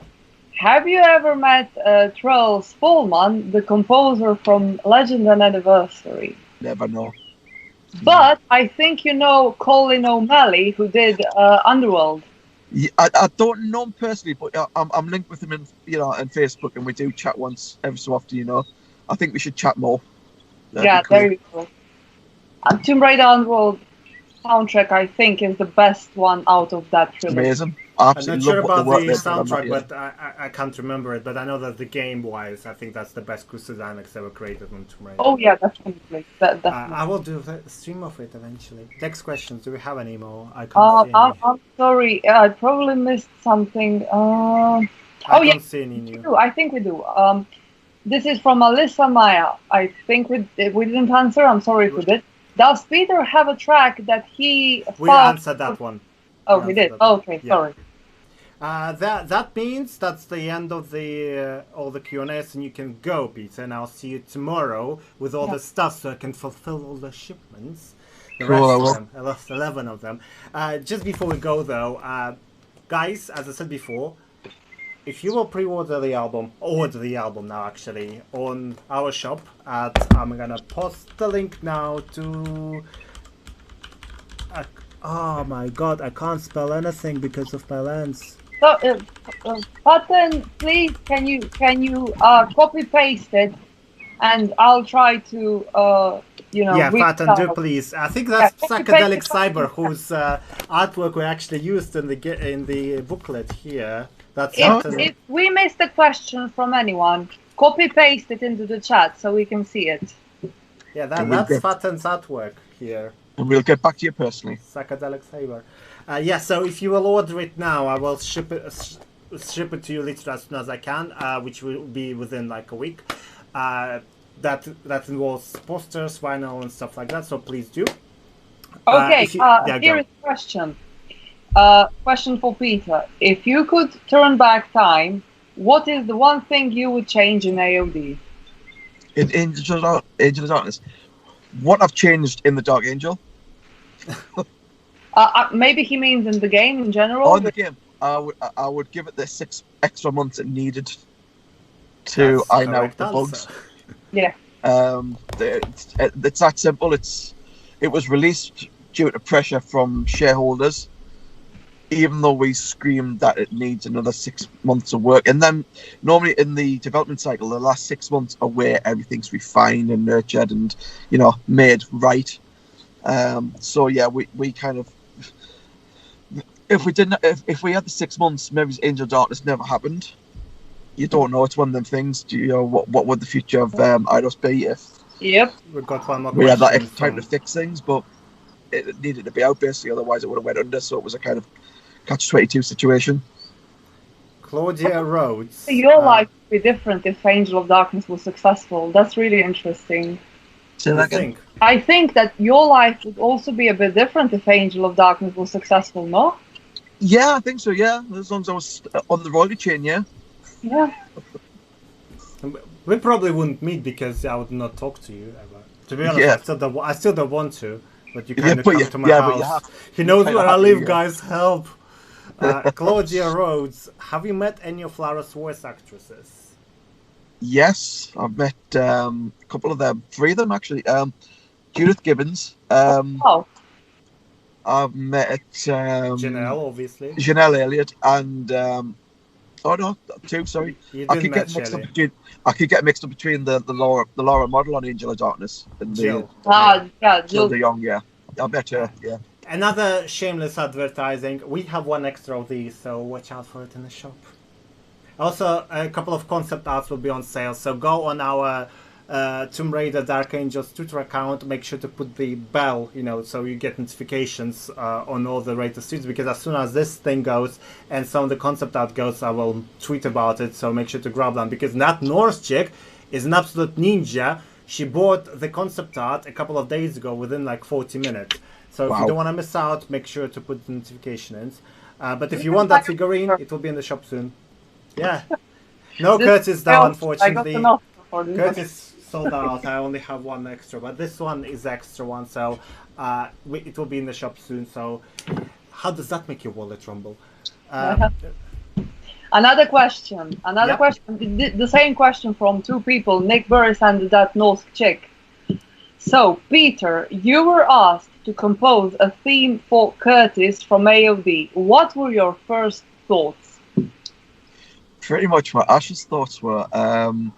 I'd like it to have a kind of an almost jazzy, like a kind of like not necessarily grunge, just a light grunge metal kind of soundtrack, with some sort of jazz influence in there as well. I just got a feel, which is why a lot of the Dark Angel stuff has some jazzy influences in there, because that was kind of his favorite music, and I think it hit the theme quite well.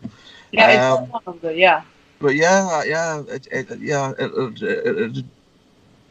if it was for Curtis, it would be quite grungy, not grungy, light grungy, with a bit of kind of jazz influence in there. I love grunge. I like grunge. Sorry Sort of. to interrupt. Louise Evans, big ask, but is there a possibility for signed posters to be restocked? I know the global situation, that it's a massive ask.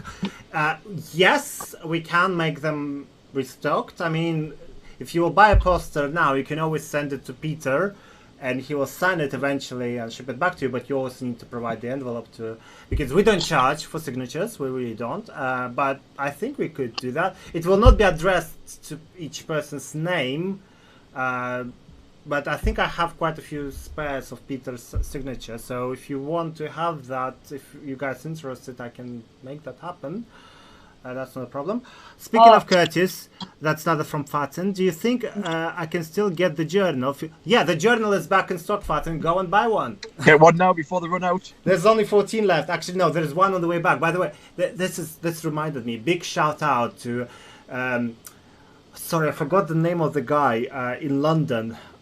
I'm drunk, sorry. And there's also Kenshin Croft from Mexico. Thank you guys so much for returning the journals to me. I sent them by accident an extra journals, and they politely returned them to me. Respect, guys. Thank you. Yeah, I am under a lot of stress, so it was a long few weeks for me. It's and I sent it. Yeah, so they returned them. So there will be another one extra. So there's 15 of them gonna be in stock. So go and grab one when you can. Quick, because there's a queue as long as what was that? What's that shop called? Where the people are queuing outside for like overnight in camps, in tents. Apple Store? Not the Apple Store, no. That's what they do, the idiots. Yeah, it's pretty much that anyway. Lost the moment. Right. Another thing I wanted to discuss. Not discuss, but to finalize, Peter. Yeah. What are your thoughts about this whole project? Like, what are your final thoughts? How did you? Louis Evans says Primark about the store. Primark's the one I'm thinking. Primark.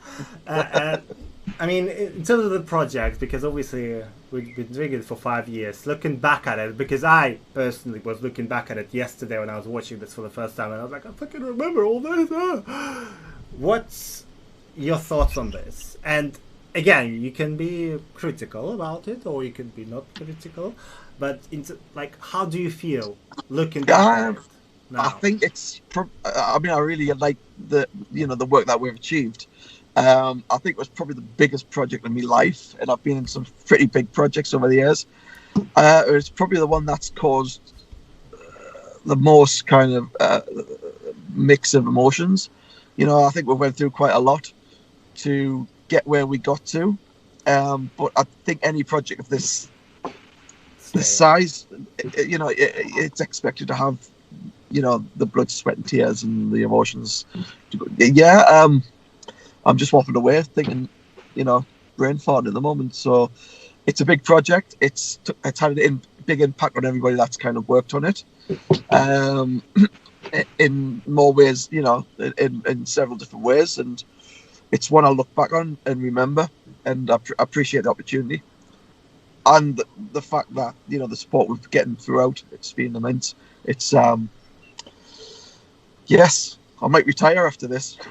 Look, you made Taranatse go because she's crying now, so she left. No, actually, show to everyone. Yeah, she just went to cry. She do it. No, this is someone who got me through all of the hacking, months of editing, months and months of editing. She helped me stay sane. Helped me, Aloy. This is and she helped me stay sane, so that's probably why I'm still sane. And yeah. What's going on here? Where am I? Right. I'm really sorry, I really do have to go. Right. Well, just a second before we go, I want to memorize this and take a beautiful screenshot of us three. Sorry, everyone who's watching. You can say bye and stuff like that. I'm just gonna print screen, so please smile and look at the camera. Okay, I took it. This is just for my twat ear and stuff like that. Oh my god, Peter, you look like you're about to murder someone. Yeah, it's the haircut. Everyone's saying thank you here. Aloy the sanity saving hamsters from Jennifer Miller. By the way, Jennifer also had a lot of stress happening through this. Everyone had. Jennifer lost her house. She had a big issue with health, and so she couldn't show up at the Matt as well, who was the sculptor. They couldn't show up at the recording. They were absolutely devastated. It was very emotional, this whole thing. There's a lot of stuff, but you will learn about it in the part 2 of the documentary, but the teasers, which will be out very soon about from. Oh my god, what the fuck? That was not even English what I just said. Yeah, so in part 2 you will learn a lot of struggles that we went through, but just so you know, a lot of work went into this. You can read about it in the latest edition. Oh, fucking hell. In the latest edition of the Edge magazine 346 with this cover. There's an interview with myself and Peter in it. But yeah, thank you everyone who was watching this. Thank you everyone who bought the album or pre-purchased it on Kickstarter. I'm saying thanks on behalf of, obviously, Peter, who invested 100k into this. More than that. Yeah, I know it's more than that now. Yeah, so thank you everyone for all your help. What's the log line? For fuck's sake. I do have to go though. Fine, get the fuck out. Get out. All right. Leave us. Thank you everybody. Loved you all. See you soon. Just stay in the Any call. questions? We're not gonna end the stream. Yes, Comment, and we'll reply to you soon as. Can we take just like 2-minute break? I need to go to the. I'm gonna have to go because I think the restaurant's gonna close. Go on. Bye, I will keep streaming though. You guys will be with me for a while. So yeah, that was it. Oh, he's frozen with a very funny face, and I'm not gonna fix that. I think it looks nice. Yeah. So, as I was saying before, this documentary will be available on YouTube and Facebook. Someone actually was asking whether this will be available on DVD. The answer is no. It's completely free, and making DVD will cost money. And we don't want to charge the backers for additional documentary, or like Peter was saying before about autographs as well. We're not charging anyone extra about stuff like that. So, the documentary is free, and it will be available on YouTube and Facebook later today. So if you want to watch it in better quality, if you had any stream lag, I didn't experience any lag on this, but you know, it's different experience for all of us. Thank you everyone for your kind words. Literally, it's making me, thank you. Yeah, the Sketches Journal is in the store. There's 15 of them. Peter froze in a very funny face, and I'm just gonna keep it. Let's pretend it's actually. Can we just like mimic it or something? I think it's sort of. Taranata, join me in this. Like, I'll screenshot it. Okay, done. I think it's funny. It's like we like taking the piss out of each other. Yeah. So that's just normal. Like and Peter particularly because he's ginger and Geordie as well. So. Well, you saw that in the documentary. The whole trip is very, just like taking the piss out of each other. So that's sort of interesting. So before we go, or maybe if we stay a while, doesn't matter. I just wanted to say that one more time, the second part of the documentary, it's going to be focusing on the Dark Angel Symphony alone, so no more co-design Peter Connelly from the 90s and 2000s stuff. And what I would like to try to do, I don't know if it's going to be you know, I can't promise it's going to be like that, but my sort of idea for the second part is to be more focused on the music from the Dark Angel rather than, you know, just talk, and basically how it is like with this. It's not going to have any gameplay footage because obviously the Dark Angel Symphony is a new thing. So what I'm going to try to do is I'm going to be trying to deconstruct the music, because there was not only the Angel Studio sessions, there was also 3 other sessions, I think it was, and correct me, or, you know. There was choir, there was sax, there was guitar, there were drums, and then there was orchestra, so 5 sessions altogether. So we have sort of, you know, like, we were able to deconstruct some tracks, such as the Deep Thrills, because I think it's very interesting. There is a guy on the guitar.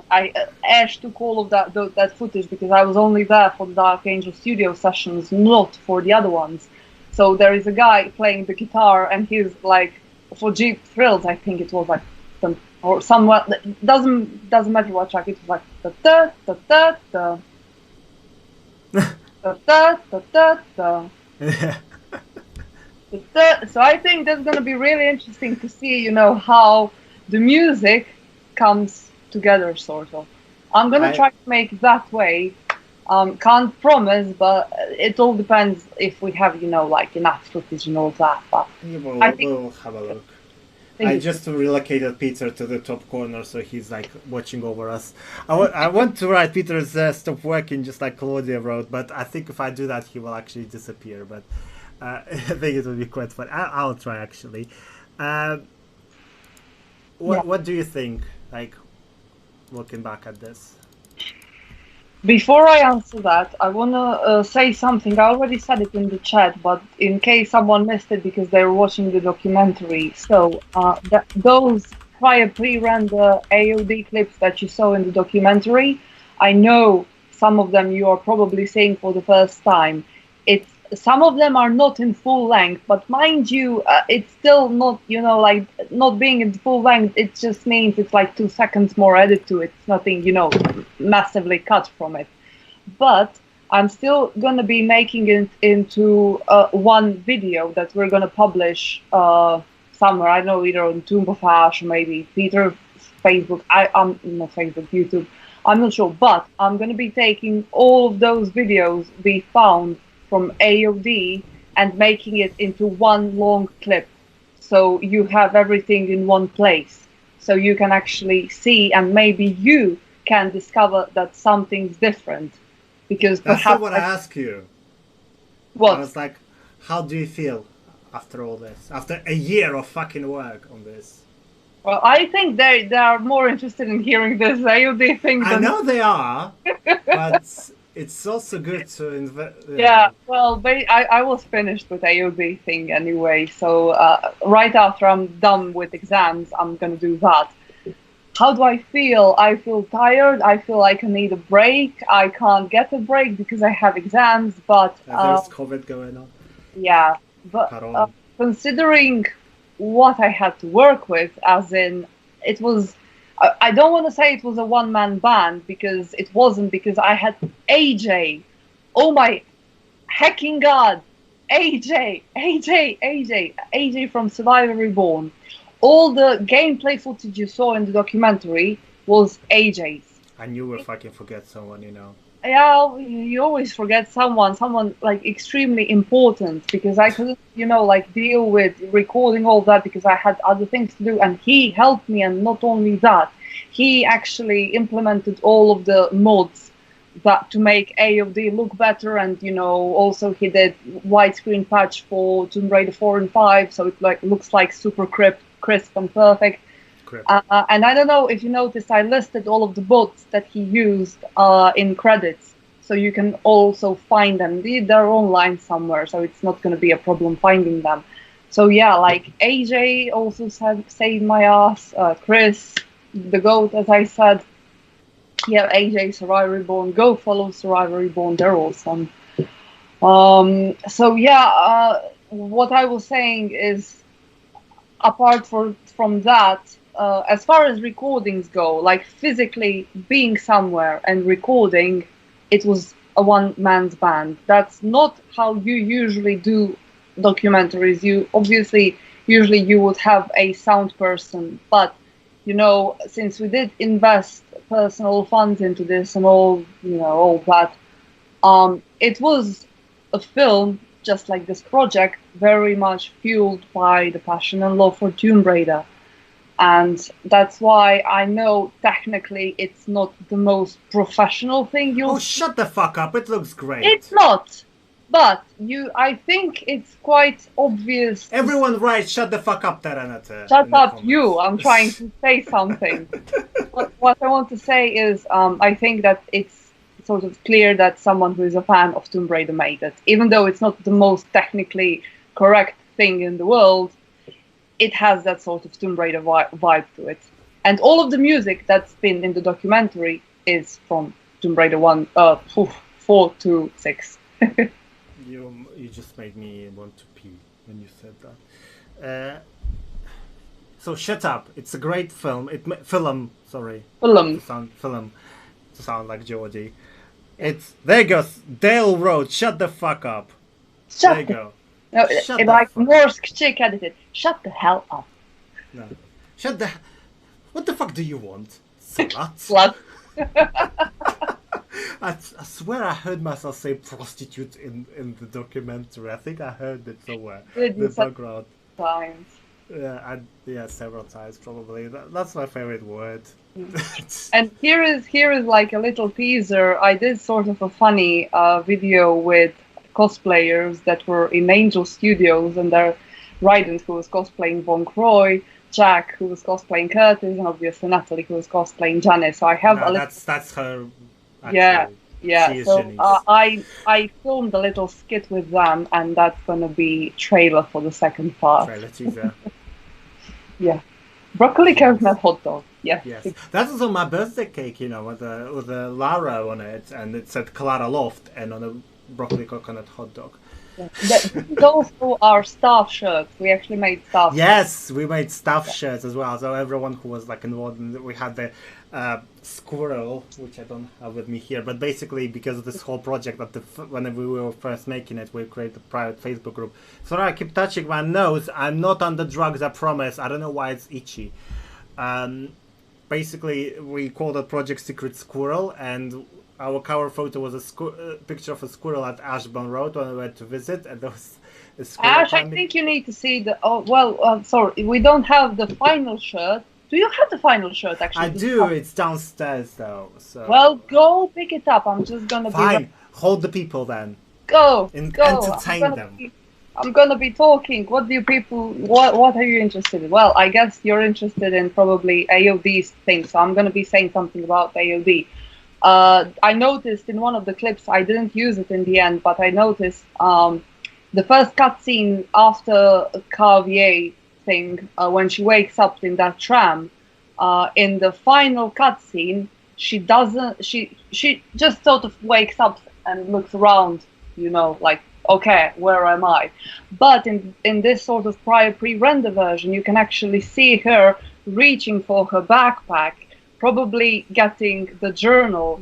And from reading Marty's note recently, I sort of put it together that it was supposed to be the moment you're finished watching that cutscene of her waking up in the tram.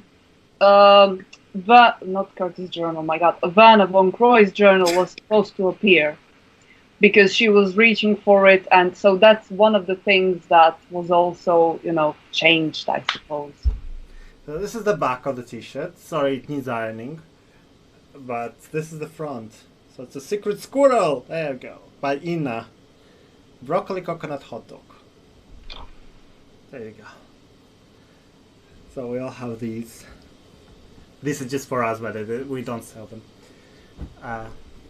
Yeah. Oh my god, I can't believe this is nearly done. As in, it is done because I only have 11, and I feel like it's done because I don't have a backlog to deal with anymore. And no more Kevin emailing me asking stuff. I feel so relieved. You have no idea, because I have a full-time job, which I fucking hate. and I want to get a new job right now. I hope my manager is not watching this, by the way. She probably is, but I'm drunk and it's my day off. I don't give a shit. And yeah, it's the full-time job. We all have full-time jobs and or universities, and this on top of everything was not a nice thing. Yeah, I'm gonna shut up now. Yes, please. Bitch. Absolute bitch. See what I have to deal with. Like, see what I have to work with. Yeah, at least I'm funny, I think. Yeah, you think. Fuck you. Anyway, we're gonna end the stream now before we kill each sorry. other. Another question from Nick. I know people are probably interested in this. To be honest, I think the ones that I showed in the documentary is probably much it. Apart from me noticing the one where she actually reaches for the journal, for Werner's journal, and where are you reading this? It's on YouTube. But yeah, apart from that, I think everything I put in the documentary is what we think hasn't been seen before. Like we have all of the other cutscenes in the sort of prior pre-render version, but they're exactly the same, only not textured. So so yeah, that's it. That's it, basically. Louise asks when and if we buy shirts again.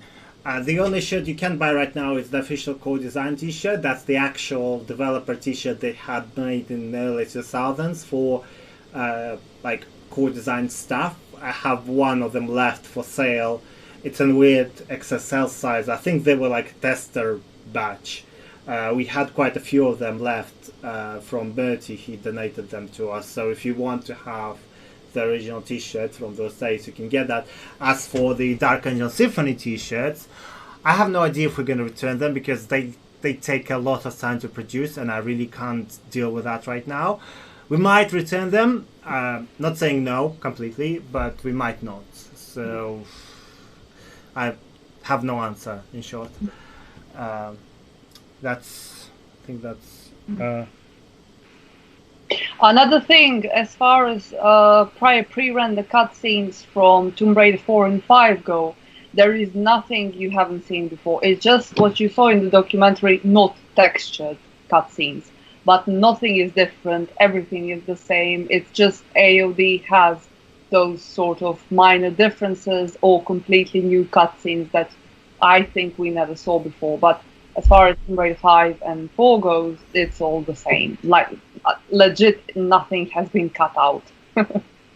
People seem to be wanting to have Mona Peter t-shirt. Well, that's the thing. I might return that one. That's not a problem to create just one. It's having 27 designs is a fucking pain in the ass. You have no idea. Dr. Willard, you know what you missed? You were actually supposed to have your own theme in Tomb Raider 3, but it was why we keep switching between different topics? Because I just saw the question from Dr. Willard. Alright, okay, go on. And you were supposed to have your own theme in Tomb Raider 3, but it was too late in the day to be able to put that track on the Tomb Raider 3 CD. Didn't he just say that in the documentary?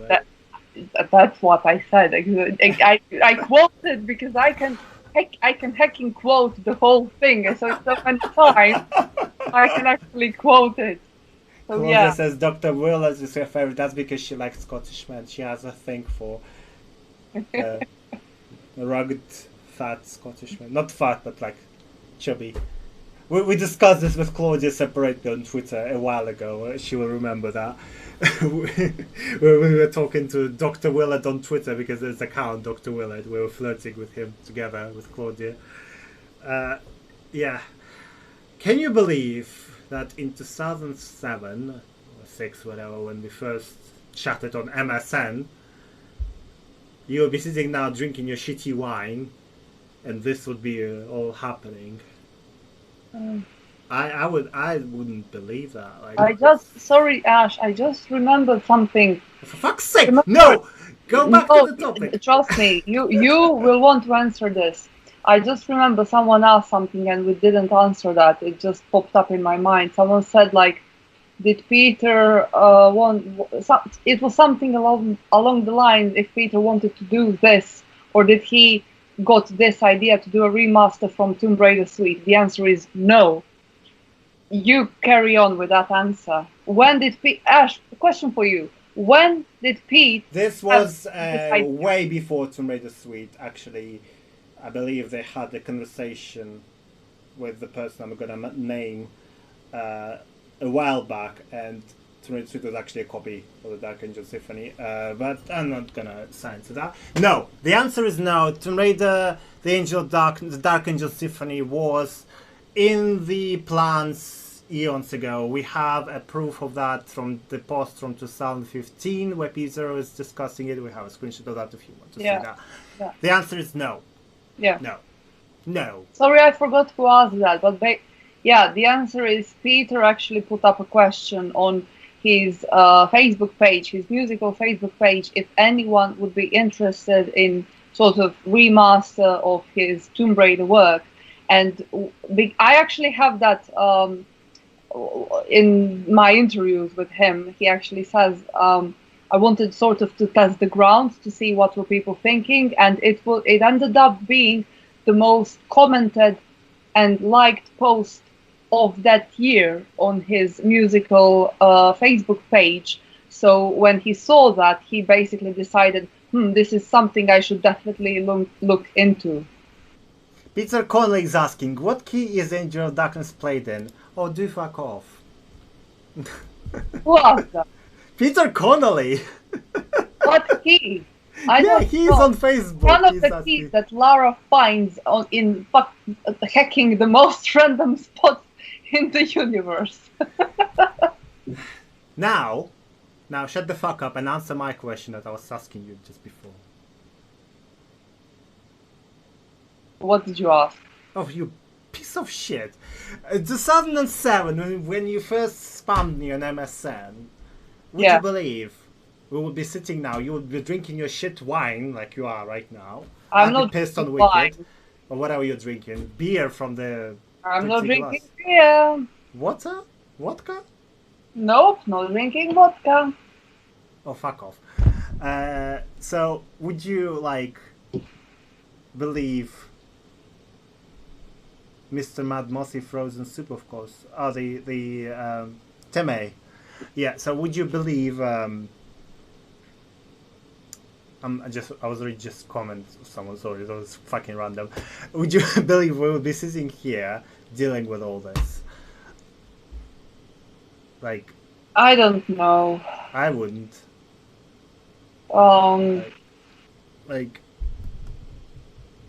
This is just so fucking surreal to me. It's still, in thinking about it, 2007, I was stuck in a shitty country where it's legal to be gay and, anything like that.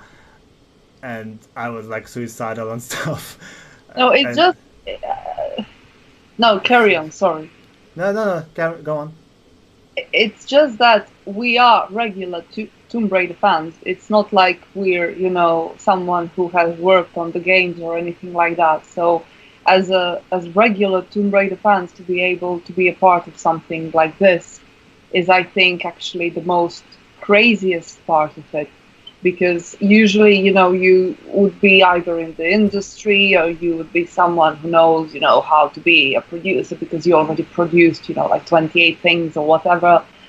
And I'm actually I'm grateful to be given the opportunity to do Tomb Raider documentary, because I've never done anything film related that's longer than 10 minutes.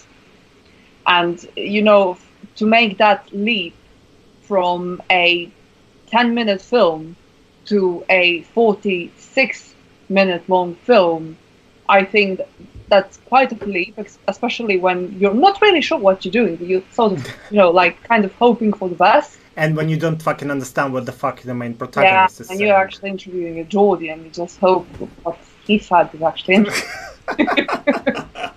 No, Peter, I have to also say, I have been giving, shout outs to everyone who's been involved, but I think, Ash, we need to give a major shout out to Peter, because when you first started working with him, he hated being on the camera. I don't know if you noticed in the documentary, but there is a part where he says he was it was weird giving signatures at Play Expo because, you know, like, oh, I'll only devalue your item. And mind you, he was at Play Expo, but he wasn't actually a part of the panel. And he wasn't a part of a panel because he didn't want to be in the spotlight. Yeah, because he hates being in the spotlight. So kudos to Ash for actually breaking him as far as, you know, his fear. Yeah, that sounded wrong. fear of being in front of the camera. Peter really hates being in front of the camera. I know it might not seem like it now, but he really had issues. Like, we had to say, Peter, for the love of God, if you're doing this project, people need to see you. They have to see you. It's not, you know, like Ash can appear, it's all right and all that, but you are the face of the project and you have to appear at least once. So Ash sort of, you know, like took him and broke him and was like, you in front of the camera now. Yeah, now when I say it like that, it's quite intimidating because of my accent. But I lie, actually, I am intimidating. My grandpa was in KGB. Dale White is asking, who is Peter Connelly? I have no idea. It's a fucking lunatic who appears on my doorstep, brings me boxes of shit and says ship it to like 1,500 people. Please help. I'm a slave.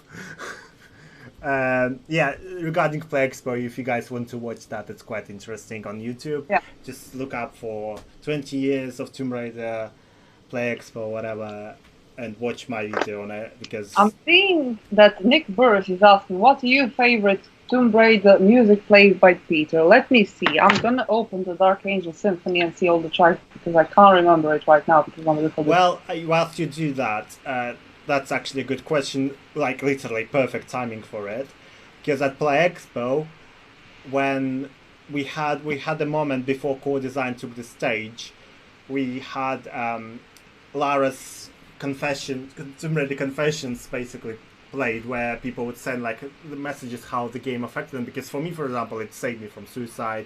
For other people, it like some woman realized that she's a woman, you know, she was a guy, and then she transitions to a woman and stuff like that. So, you know, sorry if I made the correct term. I'm not the most like educated person in those aspects, but you know, so I thought, you know, we'll play those, so we're playing them, and I was like, I'm gonna record people cry, that's gonna be great. So played the music from Throne 1, 2 and 3, 4. The 4 shows up, and then Angel of Darkness, obviously. The 4 shows up, makes me a bit like but like, you know, a little bit emotional. And then when the Angel of Darkness kicked in, I was literally drowning in tears. I was crying my eyes out, and I was like, we actually have a footage of that somewhere. Yeah, actually in the Murty featurette there is like a brief... there you go, you can watch that there. I'm crying my eyes out. I'm thinking, you know what, I'm still troubleshooting because my stream was lost because of poor connection in there. I was this whole fucking panel was my child, basically. I was the director of it. And I was like, all right, I'm crying. I can't be seen crying. I'm going to find April, who's our friend. I don't know if she's watching. I'm going to find April. If I'm crying, she's probably dying from fucking tears. I'm going to go stand next to her so I don't look ridiculous. And in that shot, you see me running towards her. And then you go see me, you fucking bitch, I'm here crying. You should said that. And Peter messaged like, what's wrong? I'm like, this music is just... She's like, yes, I make you cry, yes. So I think the Angel of Darkness, basically, this is the answer to that question. The Angel of Darkness theme, probably. Although, from the Dark Angel Symphony, the Tomb Raider 4 theme, that grew on me massively.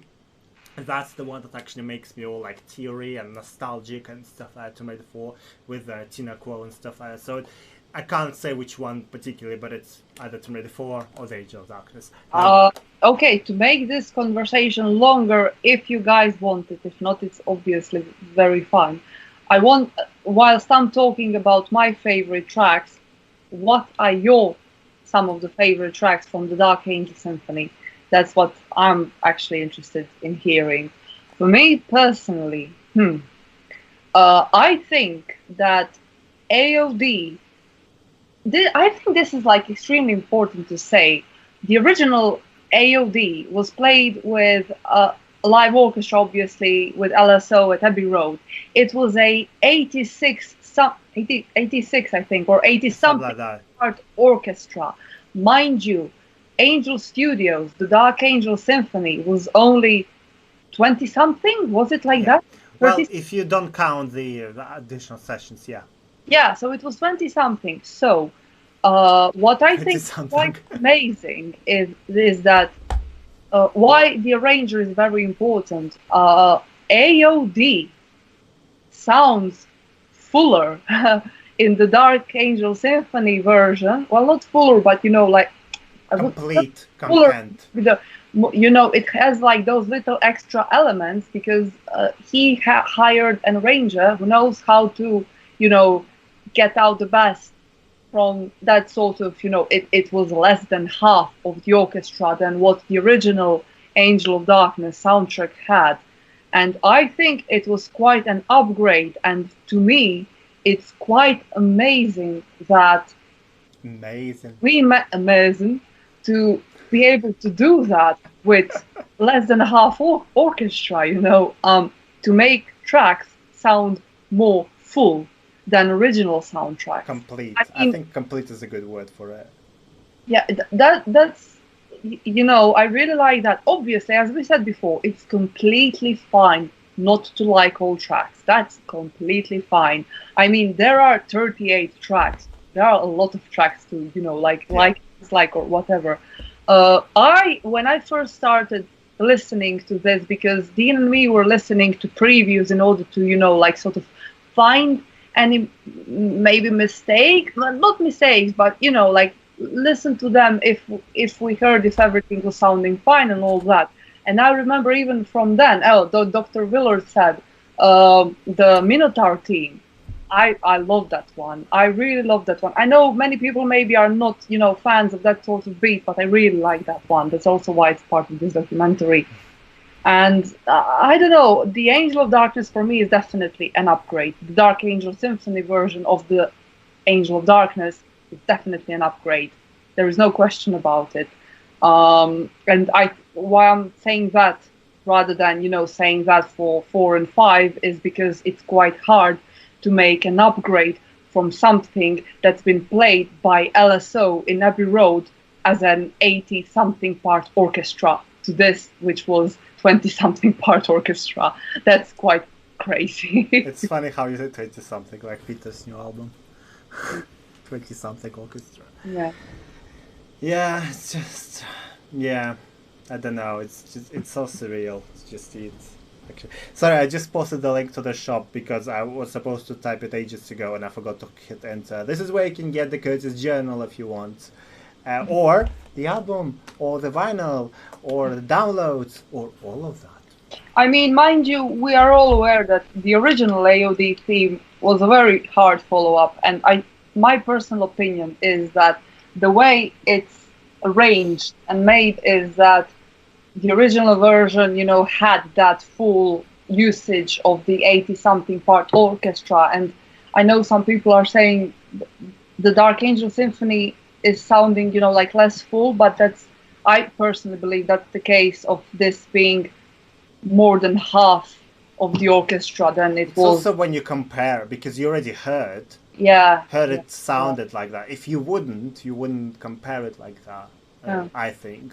Because when we started working on this, I hadn't been playing any of these games for quite a while until like that Angel of Darkness stream that me and Murty and Peter did. But like I couldn't remember the tracks very well until like we remastered the it in 5.1 for the DVD, and I heard it in surround sound here. I was like, just all the feels, you hear it. It's just brilliant. It's absolutely brilliant. And my favorite is the Red 4 theme. I'm actually surprised because I never liked it. I never liked the Red 4 main theme. I didn't like it at all. I know, I need to go and kill you. I'm sorry, it's the law. I don't fucking care. I didn't like it, but now that's my favorite one on the album, and I absolutely love it. Like I literally, that's why I keep like promoting it on social media. I use that video not because we have beautiful Tina Quo in it, obviously, but just because I really like it. It's like, yeah, Just I think my most favorite track, because it was, you know, more extended than the other ones, is Russian Submarine, because it was like a proper, it gave it that extra Russian ha, hoo, ha, you know, punch. And racist. Yeah, oh yeah. Historically Russian person, Slav speaking. So I think you're actually more Russian than me because of my DNA test. and what I also really liked, and I was actually quite surprised that I like it, is Red Alert theme, because it's played by a saxophone, obviously. And the thing is, Red Alert, BCI, it's set in New York. And for me personally, I don't know how it is for you, but when I think about New York, I sort of make a connection to it musically with the saxophone, because it's like, yes. Oh. You know, you say that. Literally, I was playing Red Alert 2, not the level Red Alert, the game Red Alert.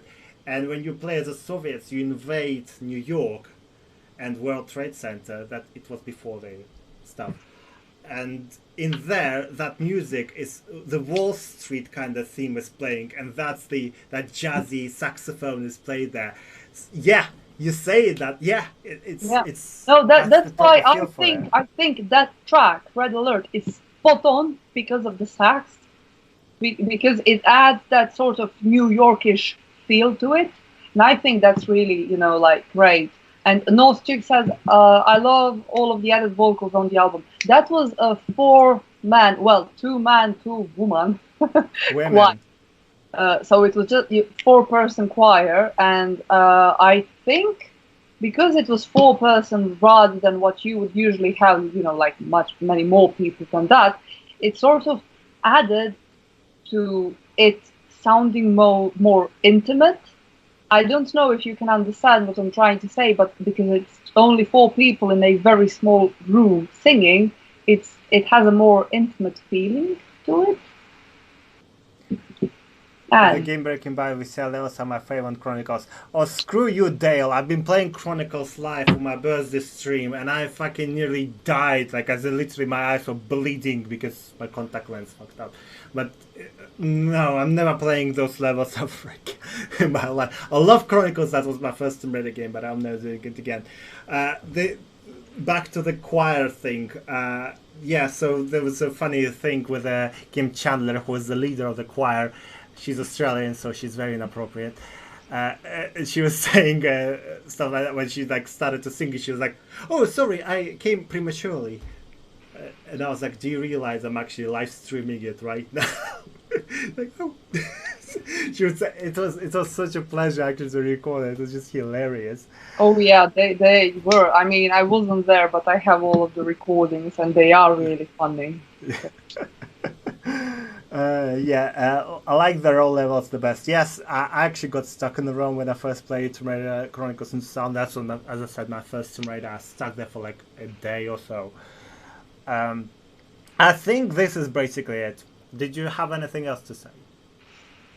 Oh, well, then fuck off. I mean, you know what? I would like to talk about Chronicles theme, because I think that's maybe a bit of I wouldn't say controversial, but to be honest, it's different. I like this. I actually do. I like the new one. I heard I never like when when we were I can't remember where this was. It was me, Peter, and Nerty, but I can't remember. It wasn't Vagamama, of course it was, because that's where I would always fucking go. And we were talking. I was asking him which track he actually looking forward to completing. He was like, "Oh, that was Big Chronicles." I'm like, "Does Chronicles actually have a theme tune?" Because when I was playing it without audio because I've been saying this for a while. I had computer issues back in the day, but I was playing it recently. I was like, I can't remember there was any catchy theme tune, and I play it now, and it feels empty because I now imagine the Dark Angel Symphony to have that, and I love it. Julie Elven's track that it just as well. I wanted to talk about Julie Elwin. What I really liked about Julie Elwin's theme, I know some people don't really like it, but what I like, her voice. Now, before you do that, I don't care that some people like it. As you said before, 37 tracks on the album. Let's not talk about some people don't like it. Yeah, but I want to say, I mean, I know her from Horizon Zero Dawn, best game ever. Better than Reboot Tomb Raider, don't care. Yep, preach! What I like about her voice is that she has a very deep voice and sort of mysterious note to it. So when she sang Chronicles theme, her voice is almost as if someone is mourning, as if someone is crying over someone who died. So I think that she actually adds to the whole atmosphere of the Chronicles theme rather than just Chronicles theme without her, because of the tone of her voice. Because her voice is so deep and it sounds so sort of, like, it's not pessimistic, it's like, dramatic. It just adds to the theme. So I really like that Julie Elwin was a part of this project rather than someone with a bubbly, high-pitched voice. And that's why I'm happy that she was chosen for Chronicles theme, because her voice, if the new music might not, 100% fit the theme of the Lara dying, but Julie Elwin's voice 100% fits the theme of Lara dying. That being said, though, I presume do think that. That's the thing, the presumed dead. That's why it has this light of hope, particularly at the very end. There's like, is she actually dead? Yeah, that kind of stuff. That's why there's a lot of subtext in this new. I love the new Chronicles theme. I like it. It's not my favorite, as in my favorite is Tomb Raider 4, but Chronicles is probably my third after Jeep Thrills. It was nice to find Dale White. I prefer the Dark Angel Symphony version of the Chronicles to the one in the actual game. It was nice to finally hear it extended and fully realized. Yep. Marcia says, I have 3 favorite tracks. First one is Dance of the Lux Veritatis. I love the saxophone solo at the end. Again, Curtis's favorite band is actually a French jazzy one. I forgot the name. You will not know? Then what was the name? I also forgot. Well, Sun Ra, I think. Yes! Them, Sun Ra. And they're quite saxophony, so that was like motive to that.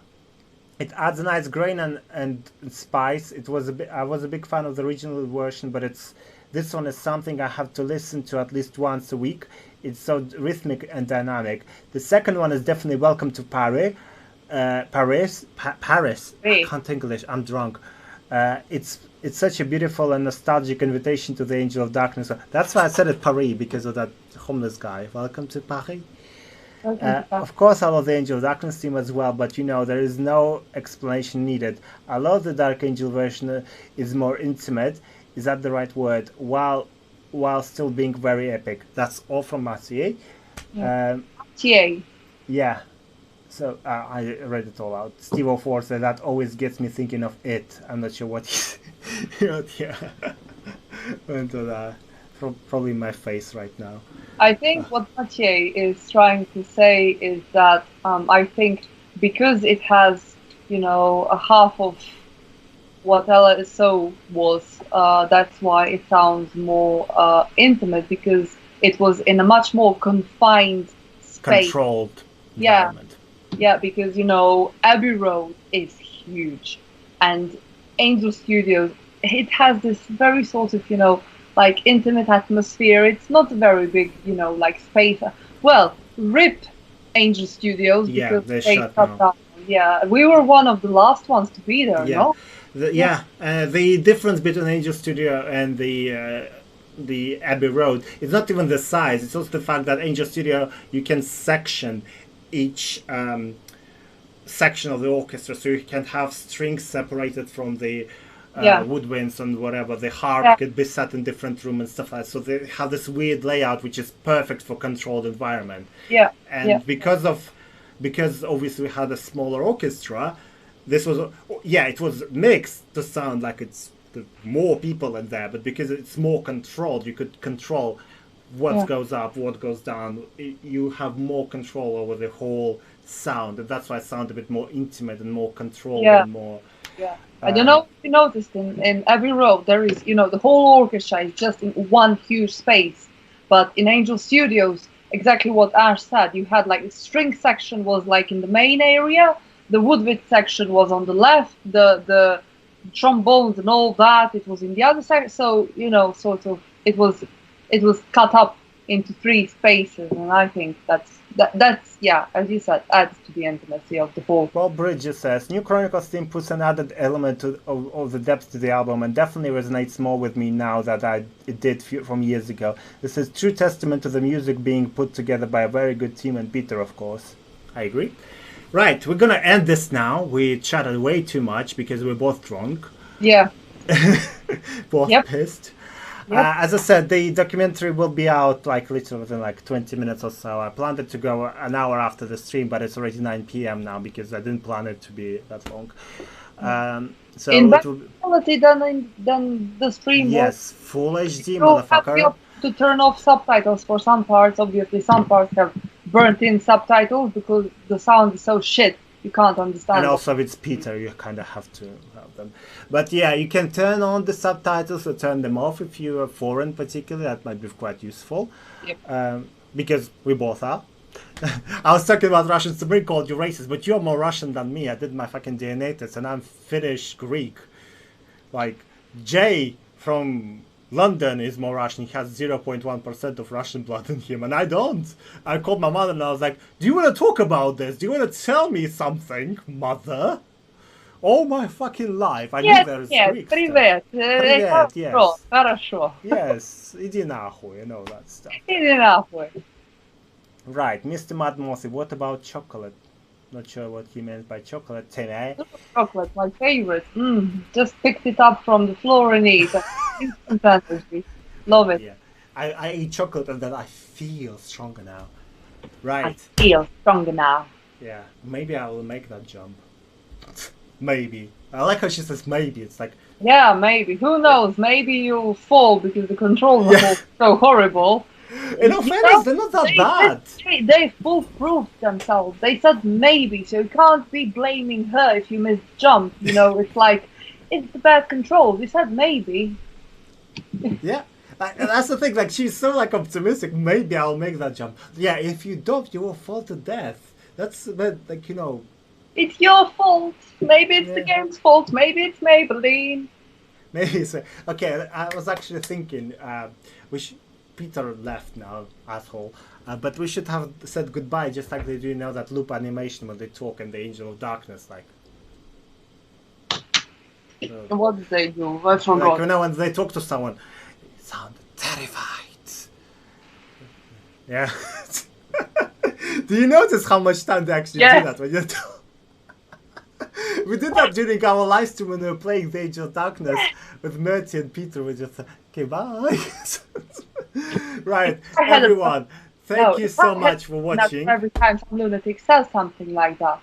Yeah, broccoli coconut hot dog. Right, thank you everyone for pre-ordering this. You can still do it on the shop.tr.darkangel.com. I'm gonna type it again.